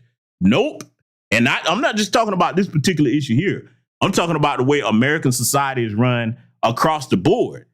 See, if you get any one of Generation X, millennials, or Gen Z in there, a lot of this shit would change. Because see, when you look at the ruling body of America, it's a bunch of old fossils. America is nothing but a retirement home for geriatric tyrants. All of they old asses need to be gone, man. Because look, I'm not saying that just because they're old. Their way of thinking is archaic and outdated. A lot of these people still have conflicts from issues from decades and decades ago from a past time. Okay? Not to mention you add the white supremacist mindset into it. Okay? But like I said, man, we're going to get into our dumbass head cells, and I have such contempt for this son of a bitch. And anybody that's ever served in any branch of the military would understand why when he leaked those damn plans, man, I'm like, oh, boy, you put... And they try to get that weak-ass excuse, because y'all know I already broke that down, why that was dangerous. Well, we didn't have names. You don't have to give names, man. If anybody in here has been a part of a tier 1 unit like I have, you don't have to give names. If it's something where they know the coordinates and any of the ordnance is going to be involved, they can pretty much guess, okay, yeah, they probably going to send this particular unit to do this because that's the only unit that they're going to be able to send behind enemy lines. Do you know what kind of danger that put people in? Oh, don't get me started on that, boy. That shit make... Boy, if y'all can see, I got smoke damn near coming from my eyeballs thinking about this son of a bitch. Anyway, I'm going to let him talk, and he's going to be explaining some of the logistics of Operation Midnight Hammer. And ask questions if you need to, okay? Because not only will I be able to answer your questions, you got other brothers and sisters that have served in here that will be able to answer your questions as well in case I don't see something. So, you know, this is a place to ask questions over here if you need to understand something. If you're a younger person or if you're somebody that's older and some of this stuff is not familiar with you, you're in the right place over tonight. Let's let it play. Thank you, Mr. Secretary. Thanks for recognizing all of our folks out there doing our nation's work, and nice to see everybody on this early Sunday morning. Last night, on the President's orders, U.S. Central Command, under the command of General Eric Kurilla, executed Operation Midnight Hammer, a deliberate and precise strike against 3 Iranian nuclear facilities. This was a complex and high-risk mission carried out with exceptional skill and discipline by our joint force. I want to thank every service member, planner, operator that made this mission possible. Their actions reflect the highest standards of the United States Armed Forces. This operation was designed to severely degrade Iran's nuclear weapons infrastructure. It was planned and executed across multiple domains and theaters with coordination that reflects our ability to project power globally with speed and precision at the time and place of our nation's choosing. This was a highly classified mission with very few people in Washington knowing the timing or nature of this plan. I'll refer you to the... Let me go ahead and answer a question for the laymen in the chat room that probably wouldn't understand what that means. Anytime you hear them come out and say that, that's not going to be regular military involved. It's going to be tier 1 operators. We talking pilots. Everybody involved in that is going to be a tier 1 special operations force. Okay. So when they say that and they talk like that, that whole we not telling anybody, it's only a few people that know. I just want y'all to understand that that's exactly what they mean. Let it continue. A graphic on the side as I walk you through some of the operational details. At midnight Friday into Saturday morning, a large B-2 strike package comprised of bombers launched from the continental United States. As part of the plan to maintain tactical surprise, part of the package proceeded to the west and into the Pacific as a decoy, a deception effort known only to an extremely small number of planners and key leaders here in Washington and in Tampa. The main strike package, comprised of 7 B-2 Spirit bombers, each with 2 crew members, proceeded quietly to the east with minimal communications. Throughout the 18-hour flight into the target area, the aircraft completed multiple in-flight refuelings. Once over land, the B-2s linked up with escort and support aircraft in a complex, tightly timed maneuver requiring exact synchronization across multiple platforms in a narrow piece of airspace, all done with minimal communications. This type of integration is exactly what our joint force does better than anyone else in the world. At approximately 5 p.m. Eastern Standard Time last night, and just prior to the strike package entering Iran, a U.S. submarine in the Central Command Area of Responsibility launched more than 24 Tomahawk land attack cruise missiles against key surface infrastructure targets at Esfahan. As the Operation Midnight Hammer... Let me stop it right here to explain a couple of things that some people might not understand. All right. When it comes to any sortie or airstrike mission, of course, you understand the ordinance that planes are capable of delivering from, sky to the ground, or as far as like any type of targets. But submarines have that capability as well. Okay. The Tomahawk missile is one of the go-to types of ordnance that's used if they are within a certain range off the coast. They can launch those missiles. They have guided munitions on them that will direct them to any type of target that they're seeking to hit. Okay, very destructive. All right. But what you got to understand about this whole thing is the only reason that this type of operation was successful is because Iran does not have an advanced anti-air detection and deterrent system. Okay. Now let's be clear. The B-2 and most of those fourth and fifth generation fighters that were used that all have stealth capability, that is some of the most advanced technology in the world. When they fly at the ceiling capacity that they fly at, yeah, they have damn near perfect stealth. Damn near no radar can detect that. Now, I'm not going to sit here and divulge the weaknesses in that. I would never do that. Okay, but I'll say this. If I was the president of any nation and any country kept trying to violate my airspace, do you know what my biggest investment and my priority is going to be? I'm like, okay, this is what you're going to keep doing? I got to make sure that one of the main things I do, no matter what I do during my tenure in rulership of that nation, I have to tighten up our air deterrent system, okay? That if I don't know what Iran got going on, they have diplomatic ties with Russia and China. If I was in control over there or any country where somebody kept violating my airspace, because look, your country's not secure if people can just fly over your shit anytime they want to with impunity. I would invest whatever money I have to. If I had to get, the deterrence from China or Russia, both, I'll be like, nah, this is going to be the last time you do that. But okay. Now, even if they had it, that would still not put them in complete protection from type of technology that the B-2 and those other fourth and fifth generation fighters that carried out this mission have. I mean, they would still be able to do damage. They would have to be very, very careful about how they did it, though. Okay. But, I'm just saying, I'm just looking at it from the standpoint of if this was me, bottom line, you got to protect your home. All right. So, right now, that's why they're able to do that. But I'm going to tell you something about that I would not do.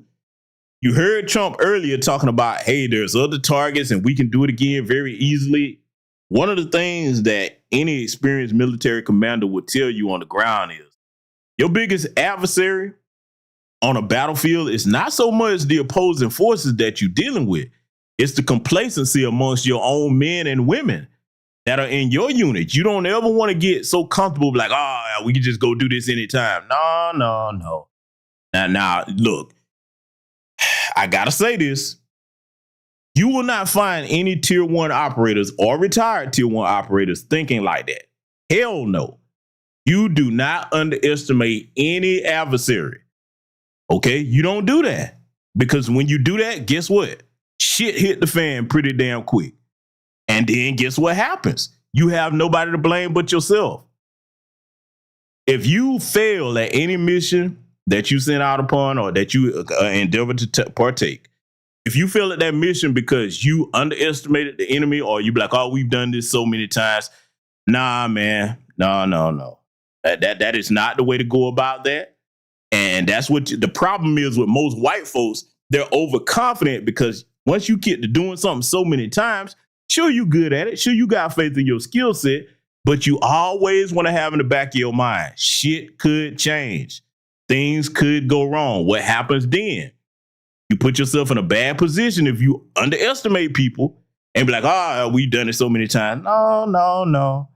You really think that they're not going to take measures to close those gates? Look, let me make this clear, okay? For the people that don't understand why I'm saying that, in case there's any, don't you know that after they get hit like that, the first thing they're going to do is like, okay, how did this happen? That's the first question. How did this happen? They're looking at everything. In other words, if you think you're going to be able to pull the same trick off twice the same way, now they're going to be expecting that. Look, let me tell you something, right?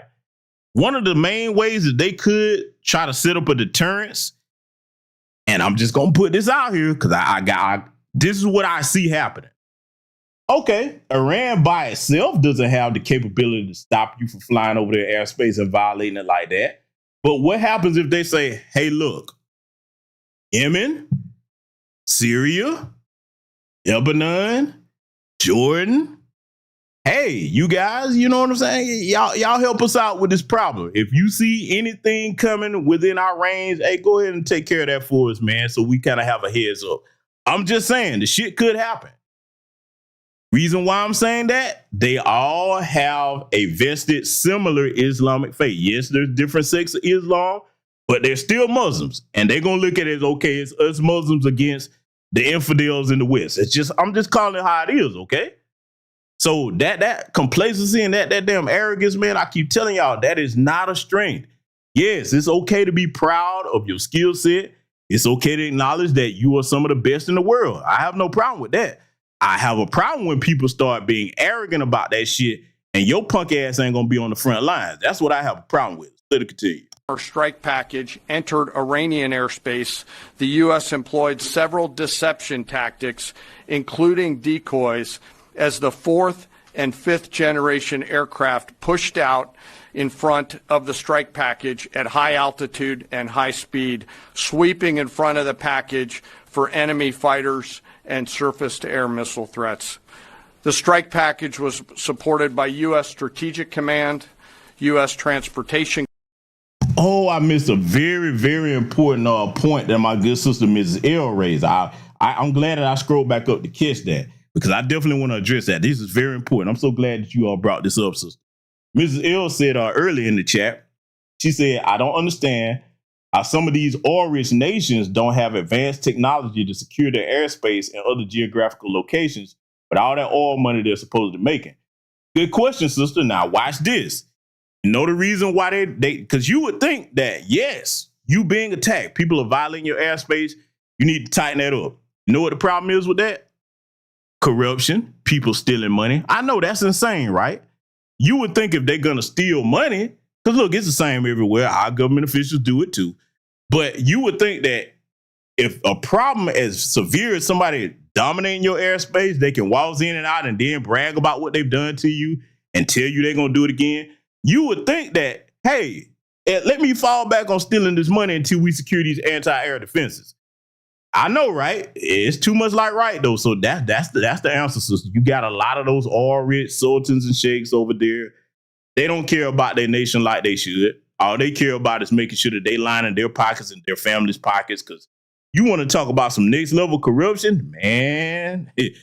Boy, you start, I'm not saying, Lord knows I'm not saying United States is clean. Not saying that. But when you start getting over there in that Arab money, that oil money, oh, man. You know what? If y'all want me to, I can do a program to show you just how rich some of those Saudis and those Arabs over there in those different nations are from that oil. Oh, y'all wouldn't believe that. I'm going to say one thing. Would y'all believe me if I told you that some of them actually have palaces that are made out of gold? I know it sounds crazy. You probably like, man, don't even play like that. No, I'm serious. Some of them have the kind of money to just throw away that you would be like, oh my God, I can't believe anybody has that kind of money. If y'all want me to, I'll put together a broadcast on that so y'all can see. You know what I'm saying? Because, man, look, all these people over here bragging about you got this, you got that, man, shit. Don't try to ball dollar for dollar with them Arabs. I'm going to tell you that right now. That ain't going to work. They will make you look triple chocolate dip stupid, okay? But y'all let me know if y'all want me to do that broadcast. I'll show you what kind of money they really got, okay? But the answer to that, though, is, yeah, they stealing, and they're too stupid to invest in something that their nation critically needs. Now, you got half of them, they realize that that's what needs to be done, so you got infighting over there, and then it's kind of, you know what? To be honest with you, you got the younger generation pretty much everywhere you go fighting with the older generation of fucking sellouts. That's pretty much what it is, okay? Now, I'm not a part of that country. I'm definitely not rooting for them. But, you know, I mean, I got to tell the truth. No matter where you go, when it comes to like government and politics, it's the younger generation fighting against that older sellout generation that, you know, don't care about nobody but themselves, though. Let it continue. Command, U.S. Cyber Command, U.S. Space Command, U.S. Space Force, and U.S. European Command. As the strike package approached Fordo and Natanz, the U.S. protection package employed high-speed suppression weapons to ensure safe passage of the strike package, with fighter assets employing preemptive suppressing fires against any potential Iranian surface-to-air threats. We are currently unaware of any shots fired at the U.S. strike package on the way in. At approximately 6:40 p.m. Eastern Standard Time, 2:10 a.m. Iran time, the lead B-2 dropped 2 GBU-57 massive ordnance penetrator weapons on the first of several aim points at Fordow. As the president stated last night, the remaining bombers then hit their targets as well, with a total of 14 MOPs dropped against 2 nuclear target areas. All 3 Iranian nuclear infrastructure targets were struck between 6:40 p.m. and 7:05 p.m. Eastern Time. Again, that's about 2:10 in the morning local time in Iran, with the Tomahawk missiles being the last to strike at Esfahan to ensure we retain the element of surprise throughout the operation. Following weapons release, the Midnight Hammer strike package exited Iranian airspace and the package began its return home. Now, for anybody that's probably wondering, like, how in the hell did they get in there, deliver all of that without being detected? First of all, they're flying at a very high ceiling altitude.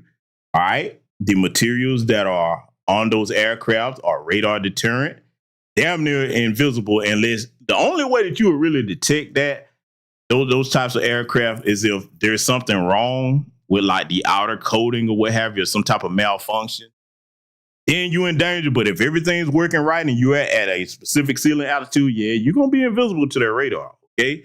So now after they deliver that strike package, you got to understand something about a sortie. Okay. And look, these are some of the best pilots in the world. I got to give them credit on that, to be able to pull all of this off in succession, because timing is everything. After each one drops their package, everybody does a bank turn together once everything has been released, and they exit out the same entry point that they came in. In other words, they basically bust a U-turn and go right back out. Okay, and as far as you trying to catch any of those aircraft, good luck. If you got outdated aircraft, man, good luck with that. Okay, that's not happening. All right, at least not yet. Okay, now don't get me wrong. You got other countries that are developing their own counters to the aircraft that we have right now. They just hadn't reached it yet, but it ain't like they're not going to get there. They are going to catch up sooner or later. For example, the one edge that Russia has on America and the world right now, they have the fastest hypersonic missile technology. Russia has missiles that we don't have anything capable of shooting that down. We don't. Not yet anyway. All right. So that's one edge that Russia has on the rest of the world right now anyway. All right. Things could change, but right now that's something that they have the edge on. So, just letting y'all know that, hey, a lot of people asking like, well, how did they were able to do that? Nobody saw anything, man. You don't understand that what he's describing here with this operation, this took place in seconds, literally seconds. OK, I'm talking about in, out, which is exactly how you want that to go if you're involved in a tier 1 operation, because, hey, you already got your intel. Hopefully that intel is still the same. And you go ahead and do what you need to do. You get in and out. Anything other than in and out, problem. Okay. And you don't want a problem if you're involved in that type of operation. So to continue.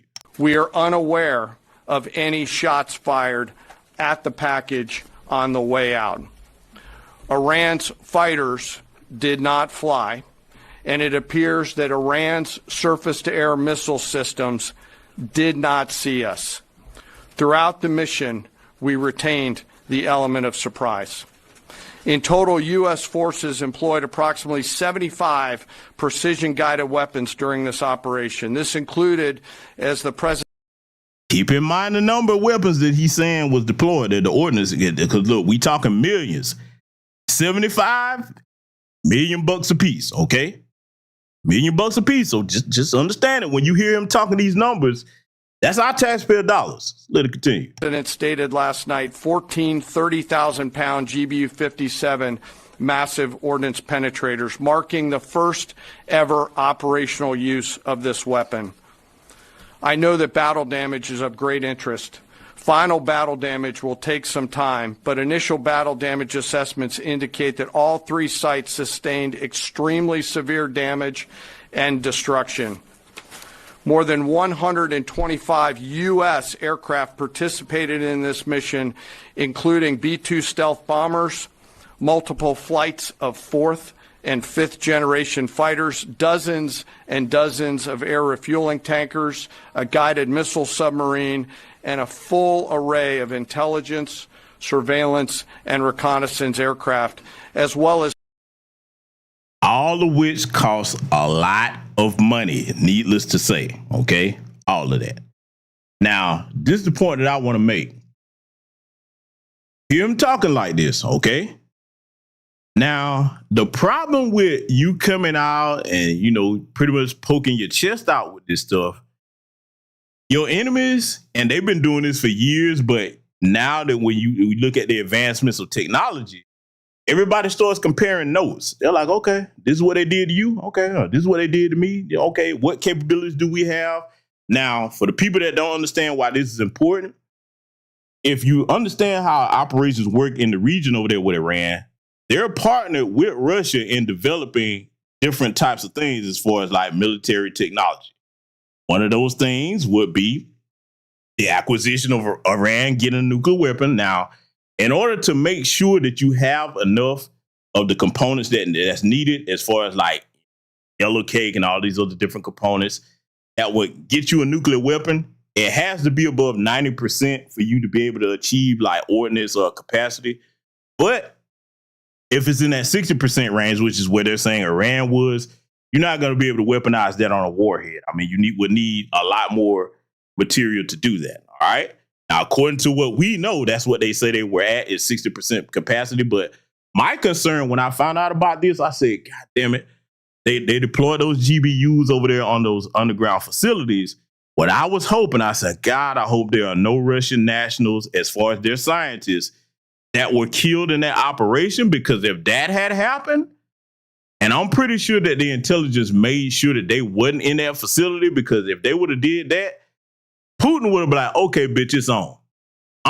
Look, I'm just being real, man. Look, you got to understand that the intelligence game, that has to be flawless, because if Russian nationals would have been killed in that shit, yeah, it would have been up, man.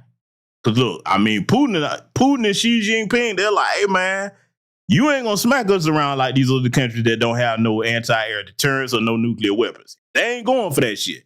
I don't care how tough you hear our officials talk over here. You will never, mark my words, put this down in your book. You will never see that type of operation flown over China or Russia, because you can't pull it off. You can't. They have shit that's capable of detecting even that type of aircraft, okay? The only way, look, wait, let me take that back.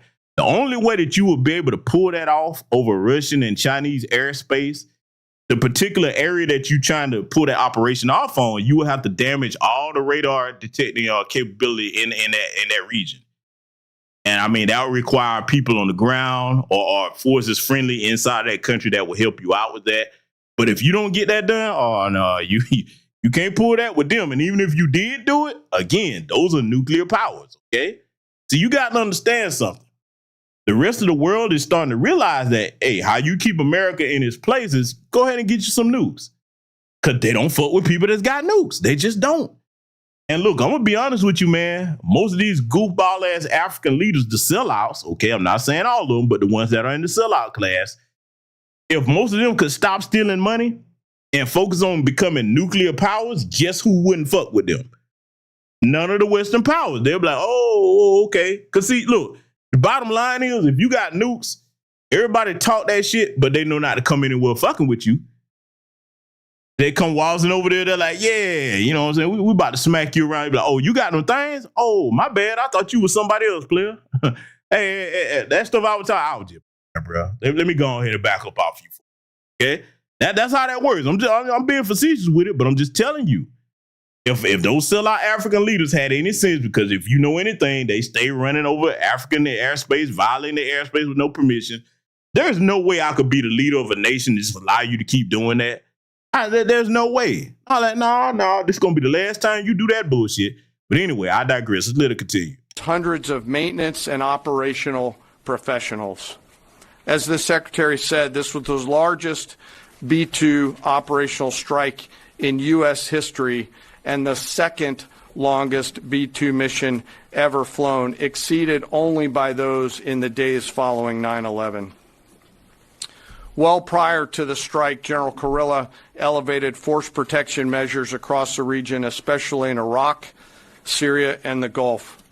For those that don't know, ever since, operations in Iraq, we have an American military base over there, which is why, as you saw, when Iran retaliated, they struck, bases in Qatar and over there in Iraq. Now, for what they say, the bases were evacuated. But again, you see why I don't want our young men and women going into any branch of the military for these dumbass white folks bullshit. That's exactly what this is. This situation with Israel is not our business. They want to fight Iran, let them fight them on their own. None of your sons and daughters, none of our family members should be dying for this bullshit that they got going on right here. So let it continue. Forces remain on high alert and are fully postured to respond to any Iranian retaliation or proxy attacks, which would be an incredibly poor choice. We will defend ourselves. The safety of our service members and civilians remains our highest priority. Notice he said defend ourselves.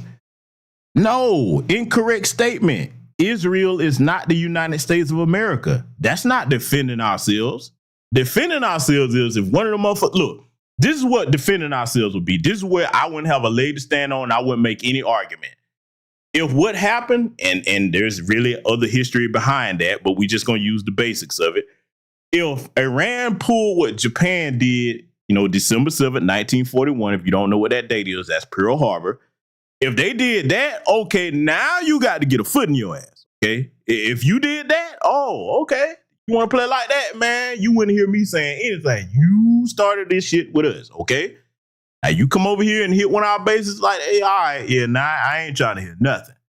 Now I'm coming, okay? But that's not happening. That's where you would be able to say we're going to defend ourselves. Whatever they got going on with Israel, that ain't got nothing to do with us, man. I don't care if you're Democrat or Republican, if you are a white American with any sense, you should want all politicians out of office that keep this bullshit up talking about we going to defend ourselves and you talking about another country. No, if you didn't do nothing to our citizens abroad or any of our assets abroad, I don't want to hear that we defending ourselves shit. That's not what defense is. Defense is if somebody messes with you and you protect yourself from that harm. Whatever Israel got going on, that don't have nothing to do with us. Let it continue.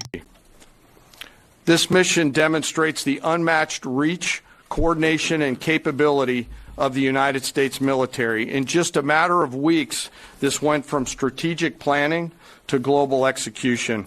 This operation underscores the unmatched capabilities and global reach of the United States military.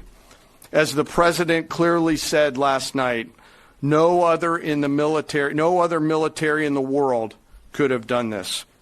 I join the President and the Secretary in being incredibly proud of the air crews, naval forces, cyber operators, planners, and support teams and commanders who made this mission possible.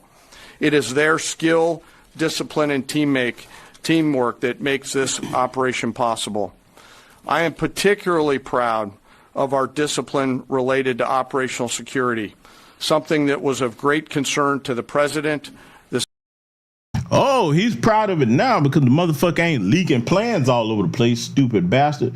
Boy, if I was in charge, man, I'd be like, yeah, I got something for you, buddy. I'll tell you what his punishment would have been, boy. You know what? I better not say that. And I go there. Look,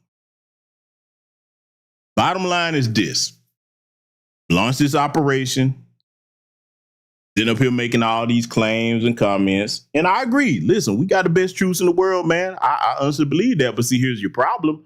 Again, this goes back to Jim Crow Joe Biden letting all these damn hostile foreign nationals come over and make sure I say hostile.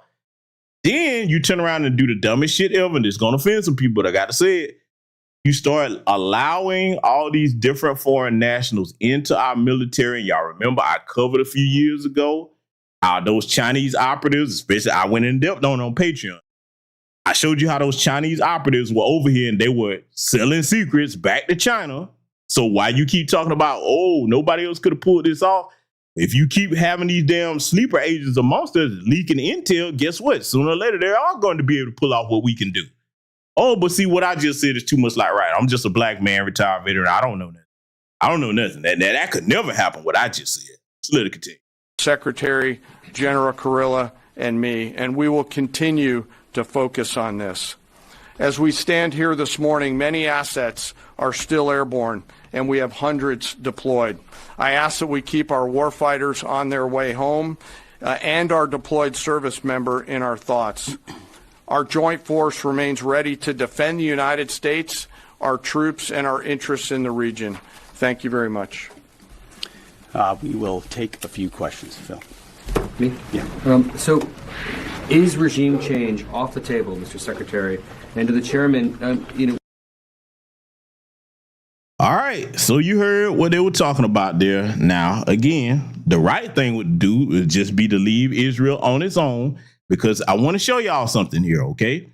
Now, if you think back to when Donald Trump was talking about, oh, we're just going to take over the Gaza Strip, we're going to basically colonize it and displace all those, those Palestinians. I'm like, man, don't you do that. If you fuck around, if this idiot actually does that, man, now that things have transpired to this point, that would not be good, okay? You talking about an increase in terrorist attacks on American soil? Yeah, because again, thanks to Joe Biden's dumb ass, we sitting ducks as far as that's concerned, all right? Because you don't really, look, the worst kind of warfare to have to fight, and this will always be true, I don't care how far advanced technology becomes, is guerrilla warfare, especially on your own soil. You got people blended in amongst your population, and then they can activate at any given time. And worse, they don't care about dying. Because see, usually death is a deterrent. You have people that don't care about dying. Where's your deterrent going to come from? If dying is their reward, what you going to do to stop that? But let's talk about how this affects those of us here, okay? Yemen's Houthis, and if you don't know about the Houthi rebels, okay, they're aligned with, Iran and other Islamic states in that region over there. Yemen's Houthis mull how they can help ally Iran against Israel. Okay, now you remember Trump already struck at those people. So the Houthis agreed to a deal with the U.S. last month to try to stall some of that, but they say they may resume attacks if U.S. strikes Iran. Well, now fast forward to where we are. U.S. has struck Iran. Guess who that puts back on the playing field? The Houthis, okay? Okay, then it gets worse. It gets worse. Got to show y'all something else. Here's where it's going to affect us at home as far as fuel prices, okay? No matter what these goofy white supremacists sit up there and go along with or believe that dumbass orange man has said. Urges China to dissuade Iran from closing the Strait of Hormuz. Now, if you don't understand why that's important, the Strait of Hormuz supplies about 20% of our oil supply, all right? If they close that off, not only is oil supply going to go up, that's an important trade route also, okay? Now, I'm going to give you a bit of good news why I'm hoping that the supreme leader of Iran won't approve that move. Good news is, this would be the good news in favor of them not doing it. Russia and China also get their oil from Iran. They get a discount on their oil since, Iran is under them sanctions and everything. So China and Russia agree to buy it. So if they close that strait, that's going to kind of hurt their allies as well. China and Russia both benefit off of that. So I'm hoping that, their supreme leader would say, nah, that's kind of going to hurt us too. Would it hurt the United States? Sure, it would. Definitely it would. But at the same time, that's your, two of your biggest and most powerful trading partners and two of your biggest and most powerful military allies. That would kind of, come back to boomerang on them. You understand? So, okay, so Breeze Omega is informing me on something. Breeze Omega said they did close it today. See, this is why I like my audience. So they did close it today. Oh, man. Boy, I hope that shit don't last. Look, let me go ahead and make this clear, okay? Because this is gonna be leading into my next point.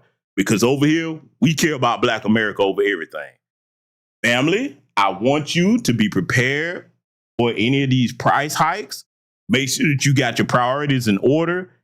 Look, I get it. We all like to enjoy our lives, but thanks to these dumbass white supremacists, you got to prioritize things. So that means that extra stuff, hey, if you like to go out to eat, or you like to get extra things that you don't necessarily need, you're going to have to prioritize and make sure that you got your funds in order so that if some of this stuff starts to spike, like I'm pretty sure it's going to, you sitting on ready. Don't be the person that's caught off guard like during the beginning of the pandemic where you know the old saying, if you stay ready, you don't have to get ready. Okay, so our brother Breeze Omega says that they closed it today. Man, God damn, I hope that ain't true.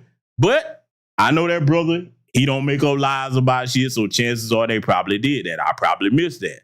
All right, but that's how it would affect us. But again, here's some more good news. Even if they did close it, hopefully between China and Russia negotiating with them, they probably not going to leave it closed long. Because if they did, that's kind of, because look, here's the thing. Let's just say they want to keep it closed. All right. Now you present an obstacle as far as like continuing to, use that route to get your oil to China and Russia, because they're going to have to find another route to get it. Now, here's where, the strategy of your navies come into play. If you try to go and take another route where the United States has our naval aircraft carrier station, yeah, good luck with that. Because they're going to be like, oh, no, you think you're going to come through here after you did this shit to us? Nah, player. We're going to lock that down. So, that route is like, it's the most efficient route for them to do business. So I'm hoping that, I understand why they did it, but I'm hoping that Russia and China gonna be like, hey man, wait. We gonna get them, but not like this, okay? So either way, just be prepared, family. I just want y'all to be aware of how some of these things will affect us over here besides the damn sleeper cells. Thank you, Joe Biden, dumbass. Okay? But we got some other things to examine here, okay? I want to make sure that I inform y'all on this. We don't have much longer to go here, but I'm gonna give y'all a thorough dissection of all of these events, because see, when you abuse power, there's always consequences. I know we have a lot of people that think abusing power is a good thing. It never is, because I'm gonna give you a fantasy reference, okay? When you look at the first Black Panther movie, you remember when that came out, right? You had a lot of people, some people favor T'Challa's style of rule. Then you had other people that favor Killmonger's style of rule. You know what the truth is? The truth is responsible leadership is somewhere in the middle between those two. You don't want to be too passive. You don't want to be too aggressive. You want to be balanced in the middle. That's proper handling of power and leadership. You leaning too far to the passive side, that puts you and your people at risk. When you're too aggressive, you're making more enemies than you need. You overextend yourself and you end up costing your citizens at home. So you need people in leadership capacity that understand balance, okay? That's the proper way to rule or lead. You don't have power and just run around abusing it, because see, look, let's just be clear about this, right? Here's the thing that a lot of dumbass white supremacists do. They will hear a veteran like me talking like this. Oh, you hate America, you don't love your country. No, I got common sense. You better understand that if there was some type of nuclear conflict, all these damn Pentagon officials, the presidents, senators, congressmen, all of them, they're going to leave. You better understand that these are some of the biggest fucking pussies and cowards on this damn planet. That they got bunkers and shit they're going to go run into and hide and go put their family in advance or leave the country. Why they put us at risk? You think they give a fuck about us if something like that was to happen? Huh? How many, look, let's talk real here. These motherfuckers in office right now in our government, Democrat and Republican alike, you think that if there was some type of imminent nuclear threat, they're going to come around like friendly neighborhood Spider-Man and warn all of us and save all of us? Oh, no, they will lie right up until the last minute and tell you everything's okay While they moving their family into these little bunkers that they got, okay? Getting them out the country if they feel like that's not safe enough. You understand me? I make the white supremacists mad. You know why? Because I make you think. I have seen how these people think. I use my common sense. And again, I do not put my military service ahead of the love for my people. Okay? You over here in this chat room, whether you FBA or non-FBA, you over here, you got some sense. I want you to be well informed. Okay? Because now I'm going to get into something that I said I was going to deal with early in the broadcast. I want y'all to check out what we got to look at right here. And then I'm going to give my commentary on it.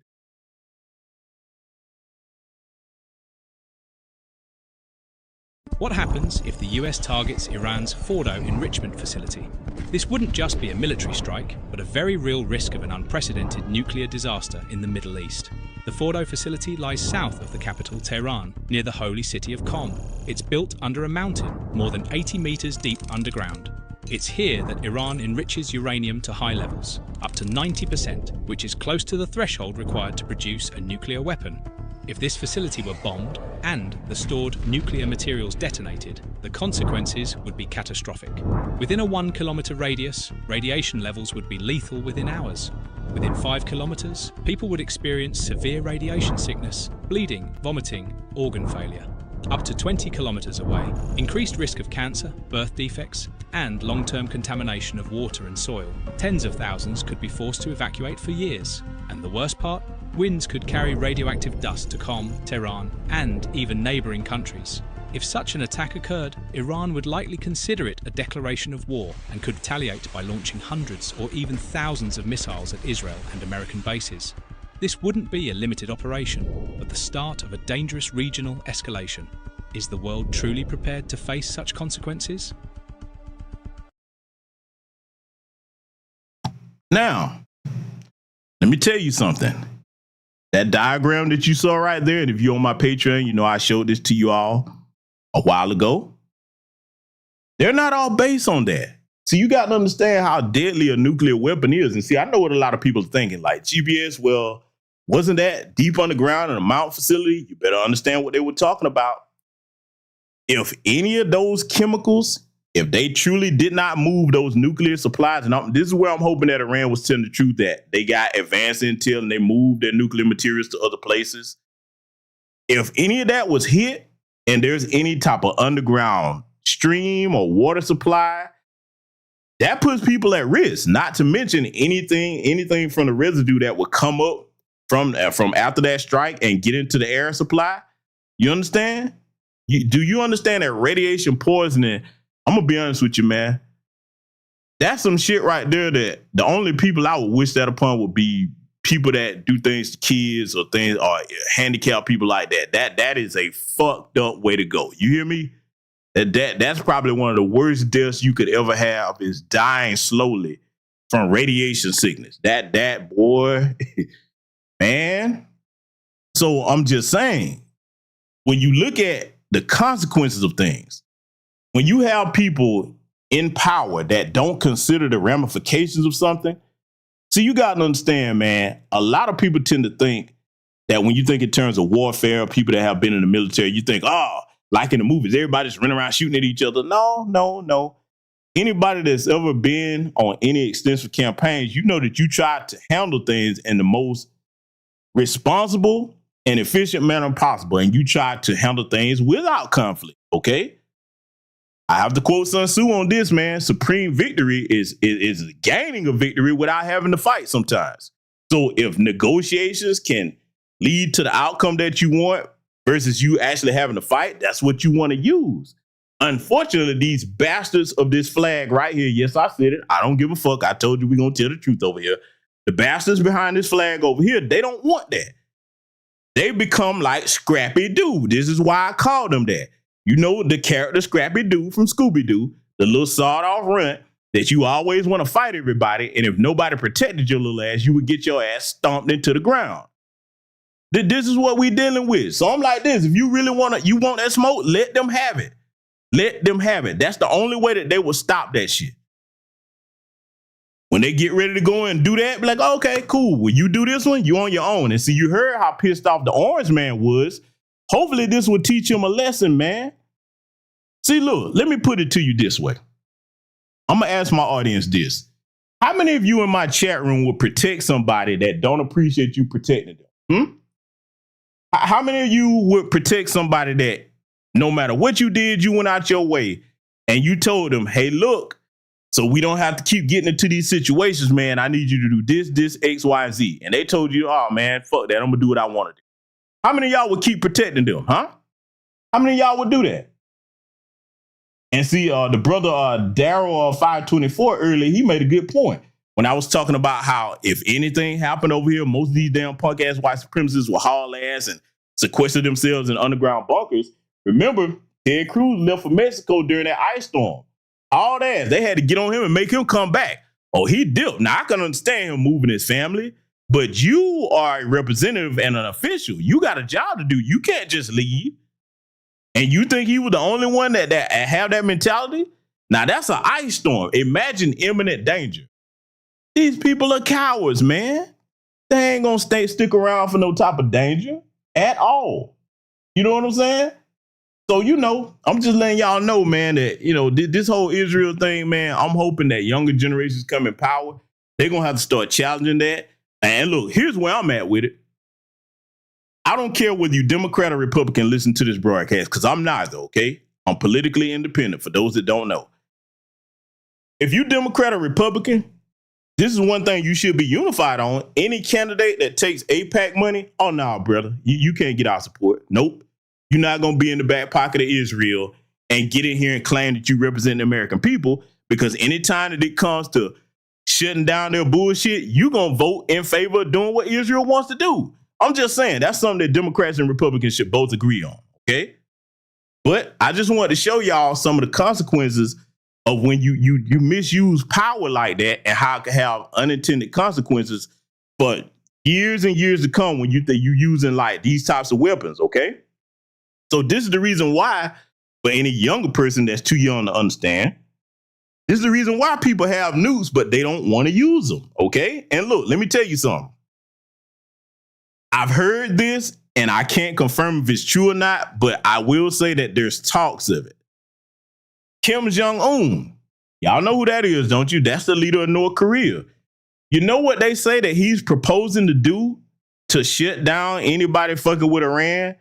He's proposing, since he already has nukes, he's saying, well, hey, you know what? The way to stop America from fucking with you, you need nuclear weapons, so they won't let you build them. I'll just give you some. That's what is being reported that he's saying. Now, I can't confirm that yet. I will keep looking into that. And if it is official, I will let y'all know. Okay, because I'm not going to tell you anything like that unless I know for certain. But there are talks of it. Okay, now, is it confirmed? No. Is it out of the realm of possibility that he might do that? Nope. You know why? Because look, whether you agree with things that he does in this country or not, when you look at North Korea, and I'm the type of person, I'm honest about things, okay? When you look at the beef that North Korea has against us, some of that is fabricated to keep his people in line, but a lot of that shit is true where, they have a beef against American soldiers because they did violate their women, et cetera, over there. Now, that part is not a lie. I'm not going to sit here and act like that's not a lie. In other words, I do understand why, to a certain extent, the North Koreans and Kim Jong-un and his family feel the way that they do about, these white supremacists over here in power. Because they did do some fucked up shit. And that's not the first time that some of these degenerate white American soldiers, we got to call it what it is, because you see who the biggest offenders of sexual offenses are over here. It ain't black folks, it's their men. And that doesn't change when they get into the military. So when you do that to people, hey, they're not going to forget that shit. Okay? So Kim Jong-un would do it just to spite America. So it's not out of the realm of possibility. But like I said, it's not confirmed. I'll keep my ear to the ground and try to verify that, and I'll let y'all know as soon as it's something that I can give y'all concrete proof on where you can look at it for yourselves, okay? We got something else we got to check out, though. Congratulations, President Trump. Your bold decision to target Iran's nuclear facilities with the awesome and righteous... Oh, apologies. I just saw an important question in the chat again from the sister Ms. Zia. We're going to get those old bloodthirsty Netanyahu looking like a damn vampire up here. But I want to answer the sister Mrs. L question, okay? She said, GBS, how would nukes be transported without American intervention or without military trying to intercept? Here's the thing. Dealing with that, and I'm going to be careful how I say this, that will have to be dealt with in the country of transport. I'm talking about stopping it from moving at all. You know why? Because think about it. Once it's in transport, whether it's by plane or by sea, if you hit that particular transport, remember what the diagram was just showing you about that facility which was stationary. If you hit a plane and you blow that out of the sky, the contaminants from that is going to be spread over whatever region that plane is over, and you're going to get people sick. That's going to cause an international incident. If you hit it out to sea and it's close to any country's waters, going to pollute that. And that's also going to cause an international incident. In other words, if they tried that and they didn't stop that like immediately from the point of transport, you will have other nations that will be affected by that. They'll be like, okay, now we got to put a filter in America's ass. Okay. So that's why they wouldn't do that. But like I said, the only way that they would be able to stop that, and good luck trying to get in North Korea, because that's something that not even tier 1 operators have ever done. Okay. Not to my knowledge. I've never known of any tier 1 operators, even though we are known to go behind enemy lines, that have been sent to North Korea. First of all, you ain't the way he got that country locked down, man. If you are the hair off a mouse's ass, Kim Jong-un knows about what's going in and out of his country. So that's probably the one place on Earth next to North Sentinel Island that the white supremacists can't just run in and out of like that. 2 places on the planet, North Sentinel Island and North Korea. Can't run in and out of there like that. Every other place, they do whatever they want to. But that would be the reason why they wouldn't try to do that, because that right there, I mean, the fallout from trying to damage those kinds of weapons, like if you were to do it, and one of the things we used to do in the Navy when we were out to sea, we used to board certain vessels out there and confiscate certain things that they have, okay? That's one of the specific jobs that Navy Tier 1 operators would have. And you confiscate whatever they have. It's illegal contraband. They operate in the waters they're not supposed to be. Okay, that's a very dangerous operation, but you will have to have something set up where you confiscated that and you would not be using ordnance to try to get rid of it, because that's way too risky. It's a nuke. You can't just pop that. So, for anybody, that's a good question. So I'm glad you asked it. And I love when people ask questions like that, because if I know, I'm going to let you know what the honest answer is without sugarcoating. And if I don't have it, I will get you the answer. Okay. I'm glad that she asked that question, but we're going to get back to old bloodthirsty Count Dracula looking bastard here with these big ass ears, old Benjamin Netanyahu. I want y'all to listen to what this bastard had to say. The might of the United States will change history. In Operation Rising Lion, Israel has done truly amazing things. But in tonight's action against Iran's nuclear facilities, America has been truly unsurpassed. It has done what no other country on earth could do. History will record that President Trump... Now keep in mind, you heard what he just said. America did what no other country could do. No other country, meaning Israel, doesn't have the capacity on its own to do that. They don't. They don't have the equipment. They don't have the logistic support. And I'm going to be honest with you. I just got to call it like it is. Even if they had the type of aircraft that we have, they don't have the pilot skilled enough to pull that off. A lot of people think, okay, that's simple. You just fly in and out. No. That route that they took, that was very well planned out, because you want to make sure. See, I will say this. Let me give credit to the pilots that were involved in that. The route that they took, you got to make sure that you going in a route where nothing else detects you, even if it's not before the country that you get to, which the target country was Iran. You don't want any other country picking you up in any kind of way, because guess what they could do? They'd be like, hey, yo, Iran, you got some shit coming your way. You better get ready to deal with this right now. So in order for them to understand that and take the specific route that they took, my hat's off to them, man. But that many planes to be involved, over 125, yeah, man. So when they are giving them credit for that, they're not exaggerating on that. That does take a certain level of skill for all the factors involved to be able to pull that off, getting there and then getting back. without any type of detection or being fired on whatsoever. Very impressive. But this bastard right here, his country does not have that capability. And they never will anytime soon. And they wouldn't be, look, let me go here, and because I've said this in many times before, but I want to be blunt about this. If America said, hey, we not going to support you no more, there's no other country that has the budget to spare to support Israel like that. You understand?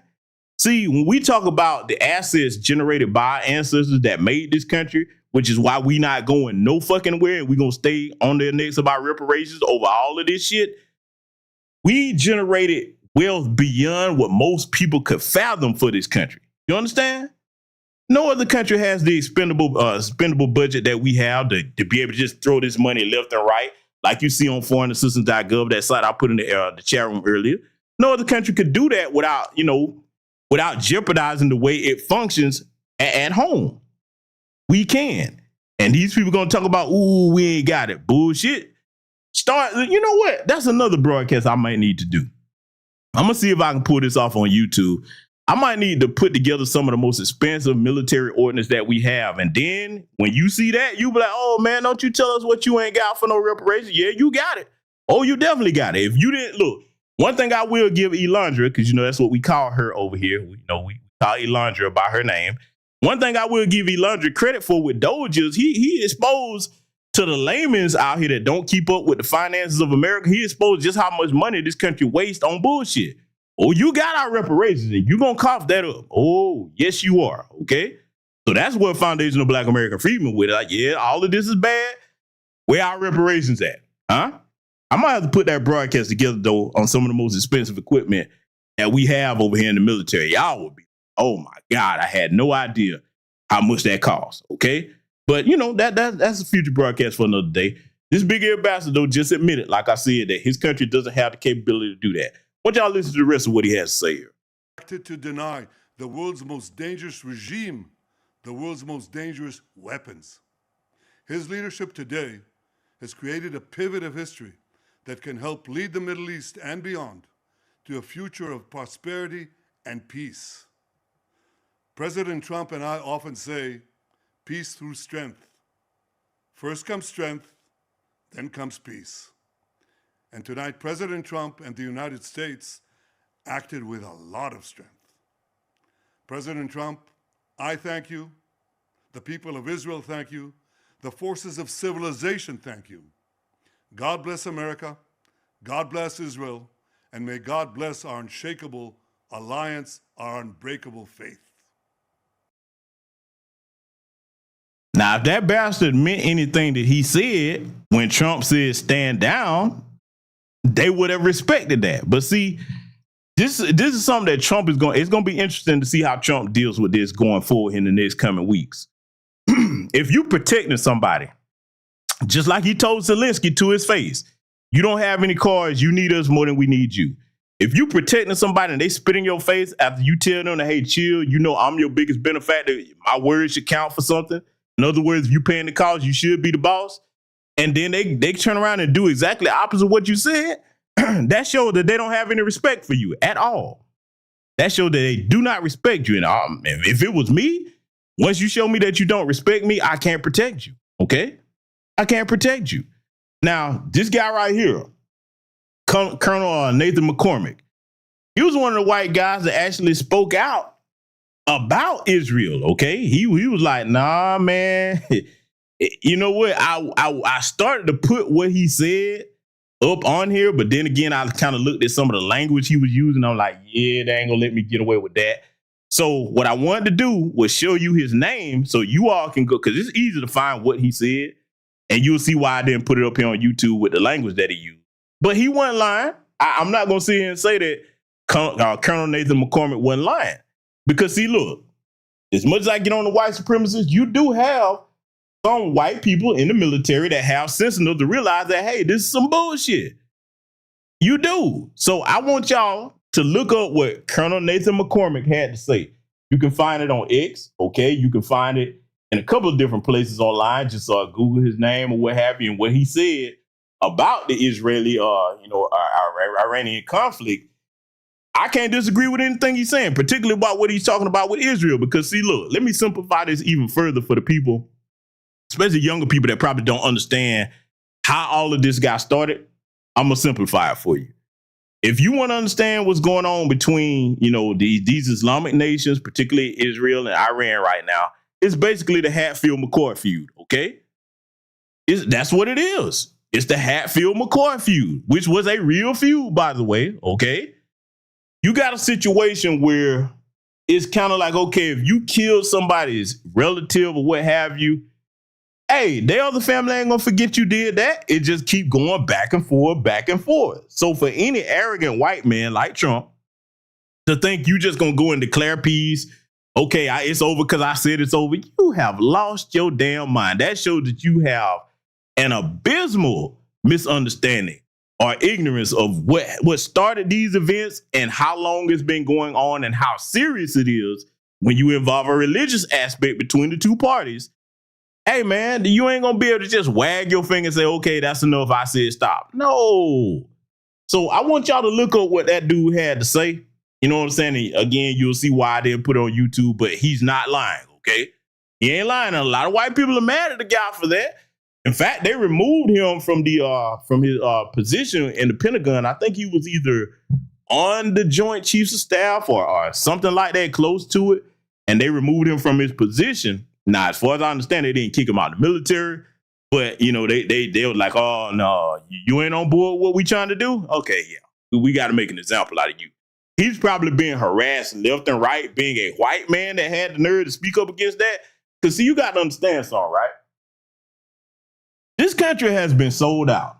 It has. You got politicians, Democrat and Republican, where they'll get in front of you and I in the media talking about how much they love America. No, they don't. No, they don't. You know what they love more than they love this country or any of us that's in it? That includes any veterans that serve, black, white, whatever you are. Know who they love more? They love themselves and their bank accounts much more than they love this country. We say foundational black American freedom are the most loyal people and the most patriotic in this country. We're not being hyperbolic. That's the truth. That is the truth. These motherfuckers, man, look, if the average white person understands just how much of a fucking dummy they are to be loyal to either one of them parties when you really don't know how they feel about the average American citizen behind closed doors, huh? But see, if you doubt what I'm saying for the white folks that's listening, because I know you are, and I know why you come over here, because as much as you hate me calling out white supremacy, you know I'm making sense of what I'm saying, huh? If what I said was wrong, why would they make him step down from his position or kick him out of that position, huh? Because see, look, if I was wrong about that, because you are allowed to make those statements that he made, okay? He didn't say anything treasonous. He didn't spill any type of government secrets or anything like that. Under the First Amendment, his opinion is protected by free speech. That's what all of them claim to love. And if you look up what he said, you'll be like, yeah, man, he didn't say nothing wrong. That's his personal opinion. He didn't disobey any orders. He just made a statement. And it was the truth. So again, to you white folks that's so loyal to these Democrats and Republicans, and salute to the good brother Project Leroy for the cash out. Thank you very much, my good man. Any of you that's so loyal to these different parties, man, you really don't understand how they think about you behind closed doors, especially if they're on the take from AIPAC, okay? Yeah, I said it. I'm going to say it again. Any candidate, I don't care what party you with, if you taking AIPAC money, you are not for the American people. You ain't no damn patriot. Your ass is a traitor at this point. Because they costing us. Look, let me just go ahead and say it, right? Because we going there, we going all the way. When I address something, I'm going to address it all the way. Let me ask my chat room. What the fuck are we gaining by defending Israel? Huh? Honest question. I'm not even being facetious. Can anybody give me any benefit to defending Israel? What are we getting out of that? What do we get in return where you can be like, GBS, man, fall back, bruh. You tripping, man. They do so much for us. You know what I'm saying? We got to defend them, man. What you talking about, bro? Come on. Can anybody tell me? Back to business. Hold on. Let me put this back in here too, because while I'm asking that question, it'll be the perfect time to put this site back in. A lot of people hate me for putting this site in here, boy. Y'all should see some of the emails I get. I like for my people to know the truth beyond what I'm saying. Y'all know me. Even if you disregard everything I'm saying, what I tell you to do is consider the information that I present to you. You go look on foreignassistance.gov. I'm not going to even tell you the number. Go look at how much money we give Israel. Then get back to me and tell me what we get in exchange for that. What the fuck these motherfuckers do for us? On top of that, you made that statement about foundational Black American youth, and I will forever, ever, ever have a grudge against them for that disrespectful statement they made. And they came here and made the statement in Atlanta, Georgia, by the way. Huh? That's where that meeting took place. Y'all know that footage I showed y'all. Talking about Black American youth are the biggest threat to Israel. What? And we know why. Because our young people, they set trends. And as our youth goes, so goes the entire world. From the way they dress to the way they speak. And they were talking about the 2020 uprising. So I get the capacity they made the statement in, but bitch, you come over here on my home soil and you make that disrespectful statement. See, this is why I had a problem with everybody that was in that meeting in Atlanta that allowed them to say that shit. There is no American representative that can go to any of these people's countries and make no types of disrespectful statements about the young people in their country. You ain't gonna critique none of them like that, but especially the young people. So that let you know that, hey, if your ass is on the tape from APAC, you don't belong to us, you belong to them. And I said it, I meant that shit. You come your ass over here on the soil of my country and critique our young people, fuck you and everything you stand for.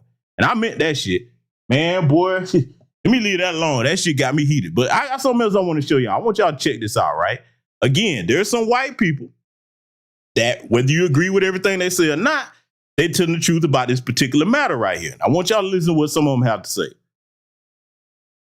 We are farther down the pike in a kinetic part of a third world war than how World War II started. So if you go back from September 1939, the start of the European War, not the Asian, but if you start with the invasion of Poland by the Germans, and you go to June of 1941, the invasion of Russia by the Wehrmacht, and you look at that time, which really they called the phony war. You look at the casualties from the Battle of Britain, the Blitz, the fall of France. You look at what happened in North Africa early on, Finland, throwing 300,000 Finland. You add it all up, it's not half of what's happened between Ukraine and Gaza today, and now in Persia. We're in a shooting part of the Third World War. The Third World is not about to start, it has started. And that's what Trump is saying. What he wants to do is have everybody lay their guns down. Let's get to the table and figure out a tenuous, subtle piece that we can then use capital and trade and commerce and try to rebuild these countries, and let's get people back to work and tamp this thing down. Now, that was white supremacist, because I'm going to call him what he is, Steve Bannon, okay? Now, here's the problem, because he's right. That's what Trump was trying to do until he approved that damn airstrike over there in Iran. Once you do that and kick somebody's teeth in and tell them to come to the table, now you don't get the Debo like that, okay? Those days on the world stage are over. You can't do that anymore. With the creation of BRICS and people offering other alternatives to doing business with America, especially so you can't cut their water off with them damn sanctions, you don't be able to kick people in the teeth and be like, all right, now come on to the table, man. Do you know, look, that's basically like a pimp beating on one of his hoes, okay? And then like, all right, bitch, get in here in this kitchen, you gonna cook. You know what I'm saying? You gonna serve me breakfast, the shit better be hot, better be right. And then you trust her to fix that meal without putting poison in your shit? Come on now. I like to give you analogies that make sense over here, okay? So while I'll call Steve Bannon a white supremacist all day long, that's what he is, he's correct about that. You're not, look, it's too far gone for that come to the table bullshit. And see, look, he would have had leverage if he wouldn't have did what he did, because he didn't have to do that. There was no reason to do that, okay? If he would have not done that, he would still have a leg to stand on, like, hey, man, look, y'all, can we get y'all to now? Be realistic. Trying to get the Hatfield and McCoys to sit down at the table, that shit wasn't going to work. But you would still have a leg to stand on if you did that. Now, what you fucked around and did was made them do this, okay? Yes, this is a shot of what they retaliated with over there in Israel. I'm like, man, can you imagine if you were in a country and you look up and you see this shit raining down from the sky? Each one of those you see are missiles, okay? Some of them were shot down, some of them wasn't. Huh? I'm just saying, this is what those people have to live under every day. And let me make a statement to the people that come over here from any of these countries, okay? Because this is the part that is really most important to my lineage. If you do have to flee your country from a situation like this, I do understand it. But don't you bring your punk ass over to my country that I fought for and practice anti-black racism against us. Don't you dare. You should be very fucking humble and you should be very appreciative that we fought for the right for you to be able to come over here. That's where I'm at with it, okay? Sometimes you see these people flee from these places and then they come over here, and here's the crazy thing. You join with and kiss the asses of the people that make the decisions that put your countries in the situation that they're in today. That is absolutely fucking insane. It's insane. So, you know, that's the point I want to make about that. But see, it's some other white folks that's got something to say about this situation. I want y'all to hear what they're talking about.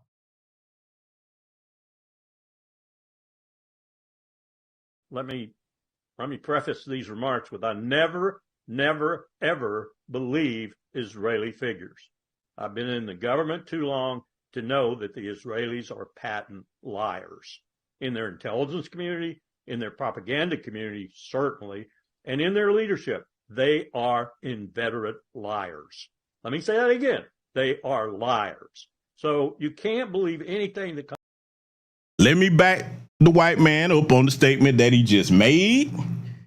When he made that statement about Israeli intelligence being, because look, all the intelligence, they're not angels, okay? I don't care what country they're in, they're not angels. But I will say this: the two most dirty intelligence agencies on the planet are the American CIA.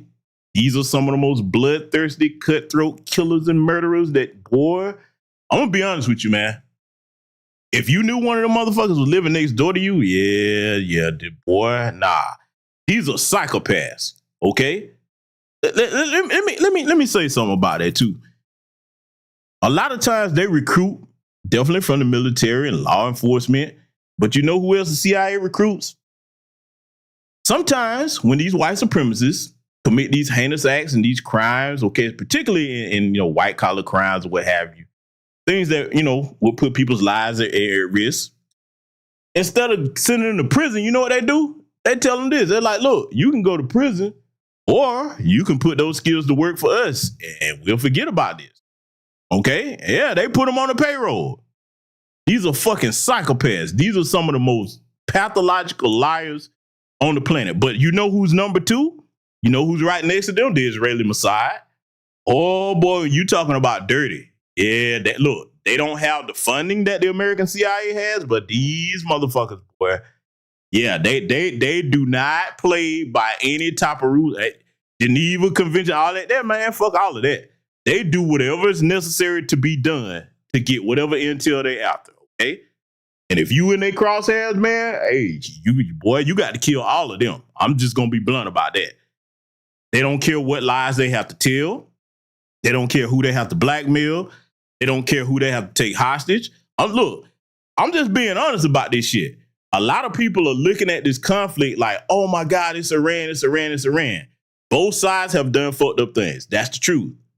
But is it just all Iran? No, it's not. They do have legitimate grievances. They're like, hey man, look what you did to our civilians over here that didn't have nothing to do with what we got going on.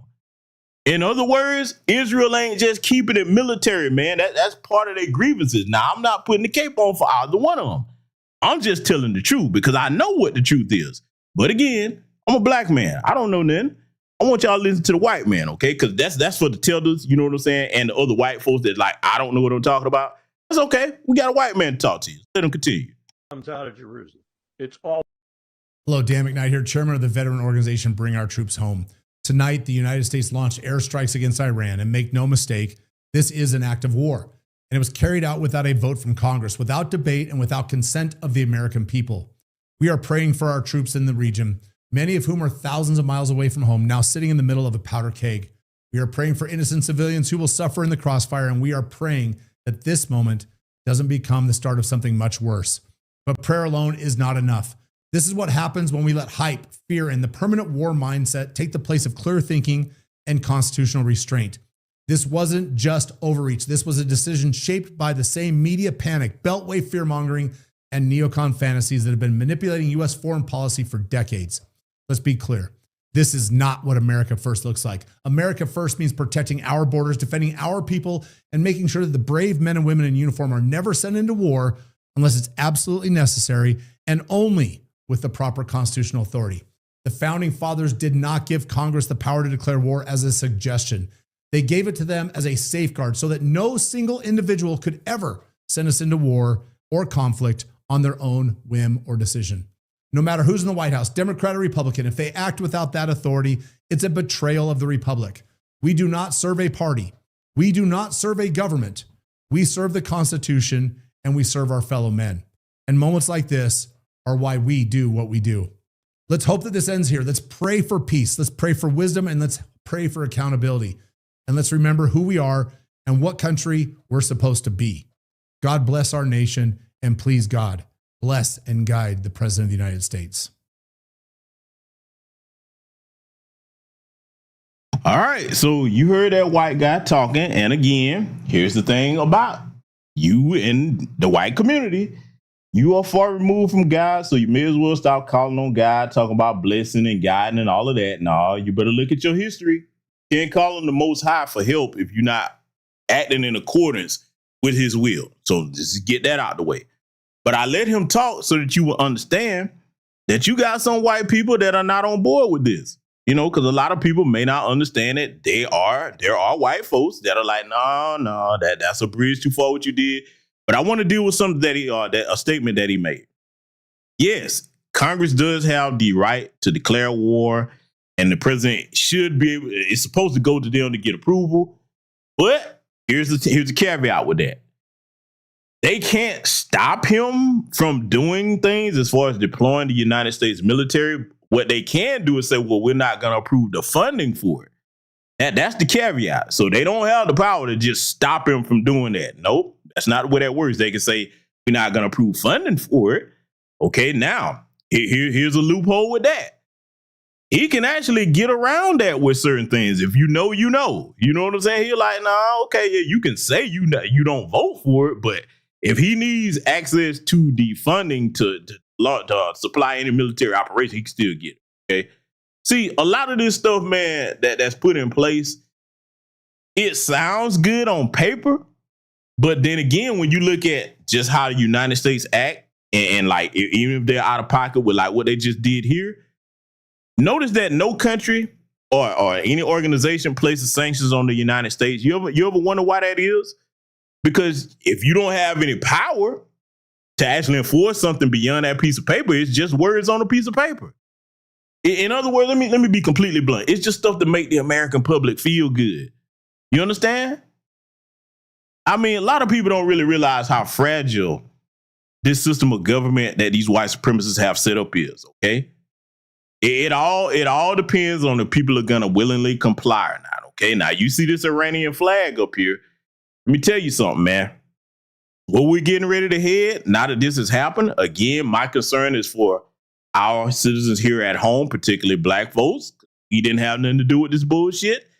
And for any people that are traveling abroad right now in the Eastern Hemisphere. That is a dangerous thing right now.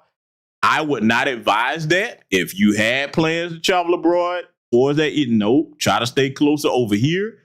It's still going to be things you're going to have to look out for. Yes, you shouldn't live in a fishbowl and be scared to death, but these are realities here. There is going to be retaliation. It's already really started on the cyber warfare end. Let me tell you something. If anybody that's in the information technology field and cybersecurity, you're getting plenty of work right now, okay?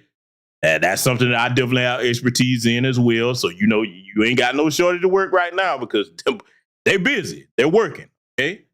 Not just working from over there in their countries. They've got those bastards over here that Jim Crow Joe Biden, I'm going to keep saying it, let in, okay? So right now, your skills are in high demand right now. Get your bag. You understand me? Get your bag. Get it, because I know I am, okay? Get your bag. But we got some serious things that we got to take care of here at home, and we got. We're going to have to look out for each other because they've made some stupid decisions on the world stage that have placed our nation's security at risk, okay? And that's just something we're going to have to deal with, because I'm going to show you one last thing here.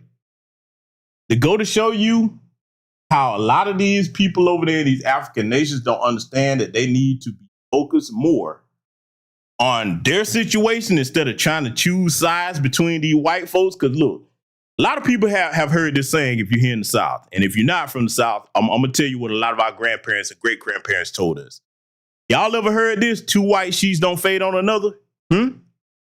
If you know what the word for the country Iran means, it means land of the Aryan. They're essentially white folks, okay?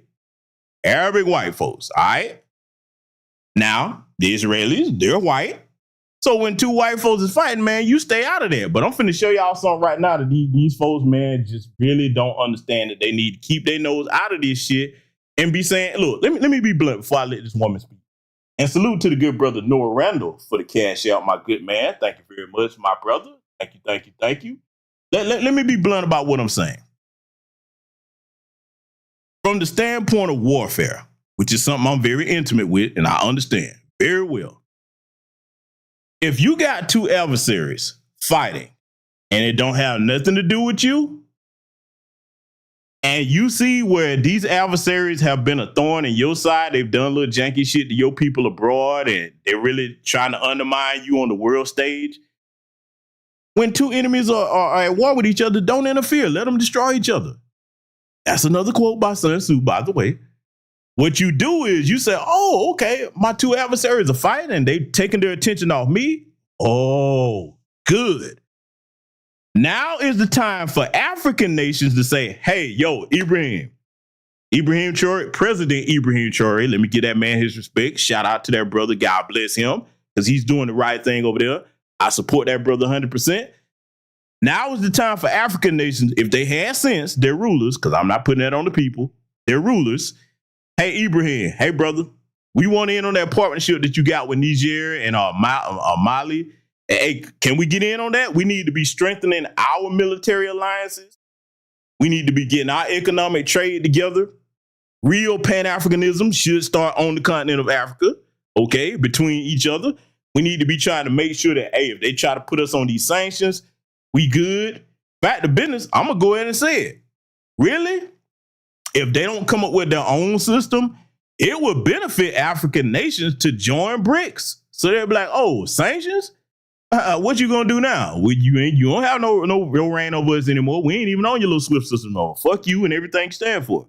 I mean, if it was me, that's what I would do.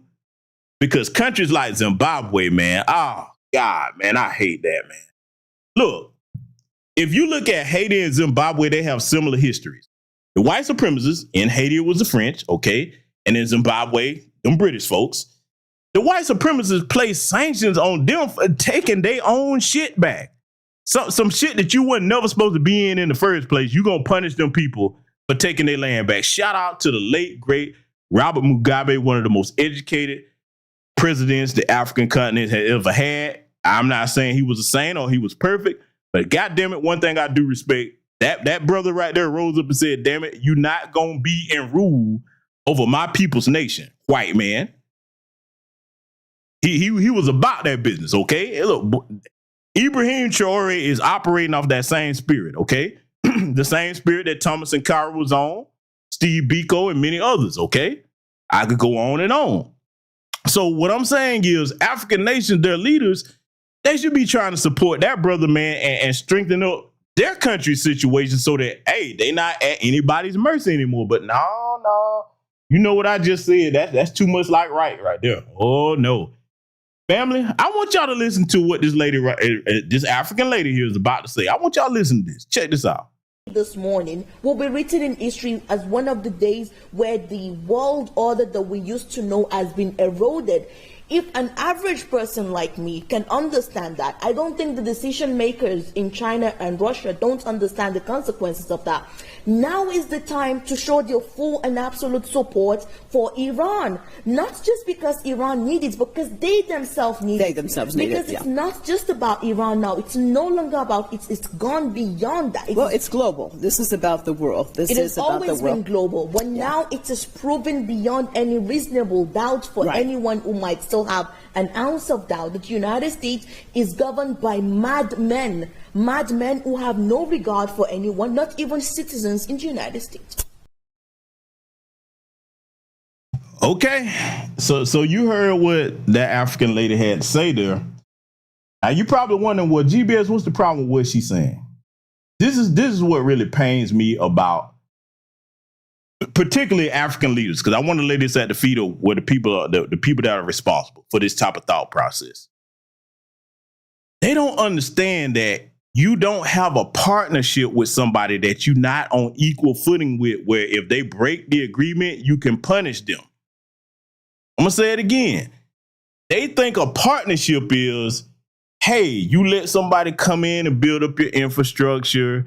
They do this or that. They give you a loan that if you default on, hey, they get control of your national assets, your power companies, your diamond mines, seaports, your airports, your money makers for your nation. Things that you don't ever supposed to put up for collateral for no goddamn loan.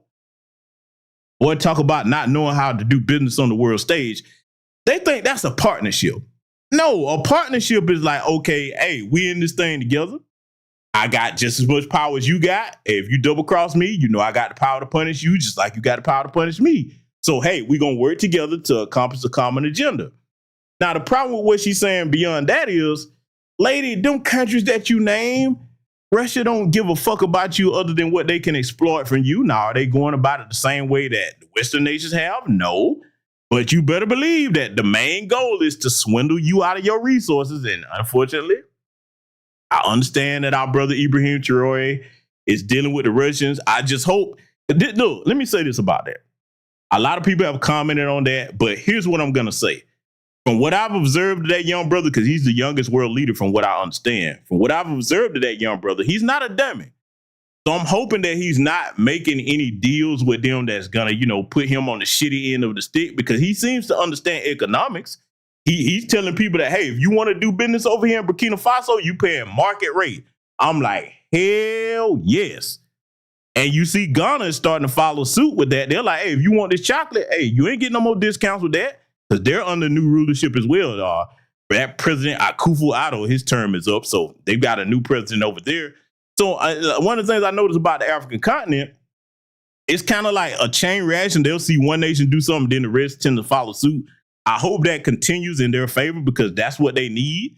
Get them white supremacists from no matter what region of the globe they're in. Get them out your business, and you have them do business with you on even footing, okay? That's what I would like to see. But, like I said, I'm going to give that brother credit, man. He seems to know what he's doing as far as like economics and business and understanding the value of ownership. So, I'm hoping that he's not going to let the Russians trick him or anything. So now, when you look at the Chinese method of colonization, their method is, okay, we're not going to come in here and guerrilla pimp you. No, we're going to exercise debt diplomacy, get you to, accept these loans that that you can't pay back.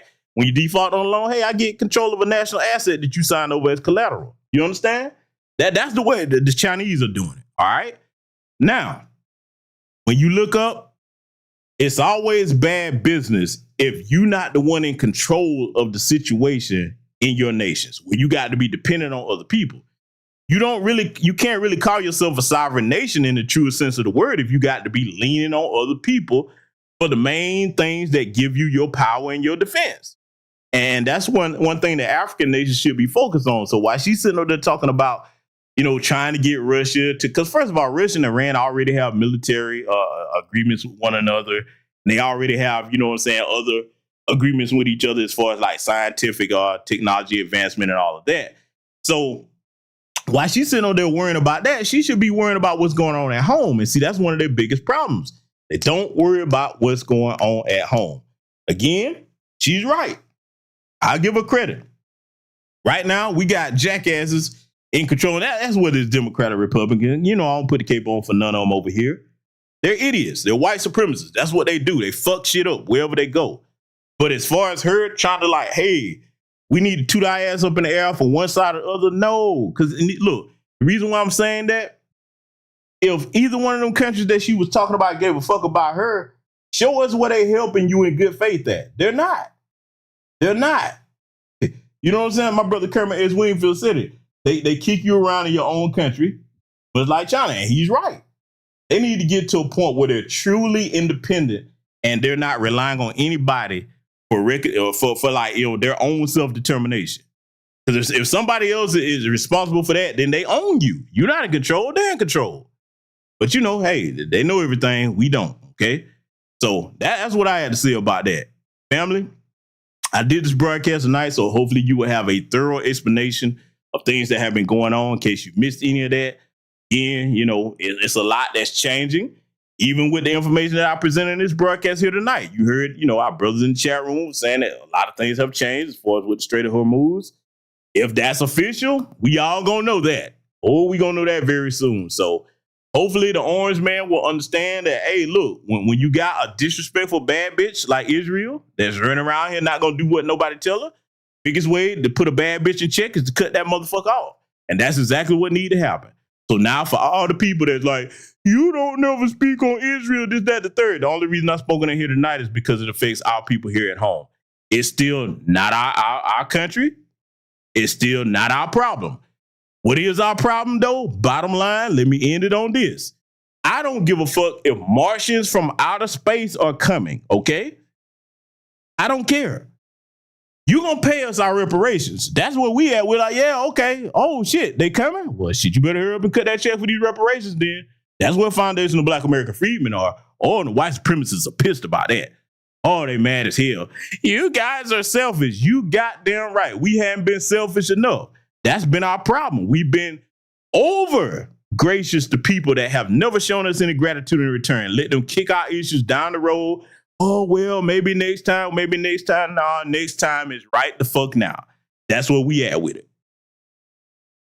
Salute to everybody that contributed to the broadcast. We got a lot more topics coming up. I'm going to deal with that K. Michelle thing because I was going to do that broadcast before this one, but this was a more pressing issue. And sometimes on this platform, I will rearrange broadcasts depending on the relevancy of topics at the time. We're going to deal with K. Michelle, though. Oh, boy, trust me. I'm going to light her ass up because, see, I'm tired of that bullshit. I'm going to handle that the way it needs to be handled. I've seen a lot of people kind of tap dancing about what needs to be said about that. You know, we don't do that over here, okay? So stay looking out for that. That's going to be coming up. We got Patreon broadcasts coming up as well. So again, make sure you're taking care of your business here at home. Make sure that you protecting one another. We got because these white supremacists, they do dumb shit all the time that ends up costing those of us here at home. So we need to let them know as well, whatever your people do, you're going to be held responsible for it. Don't go and run into black folks to save you from nothing. Because you haven't been appreciative for any of the times we've helped you before that. That's it. I want you all to take care of yourselves. Good night. Salute to you. Black first. And I will see you all in future content.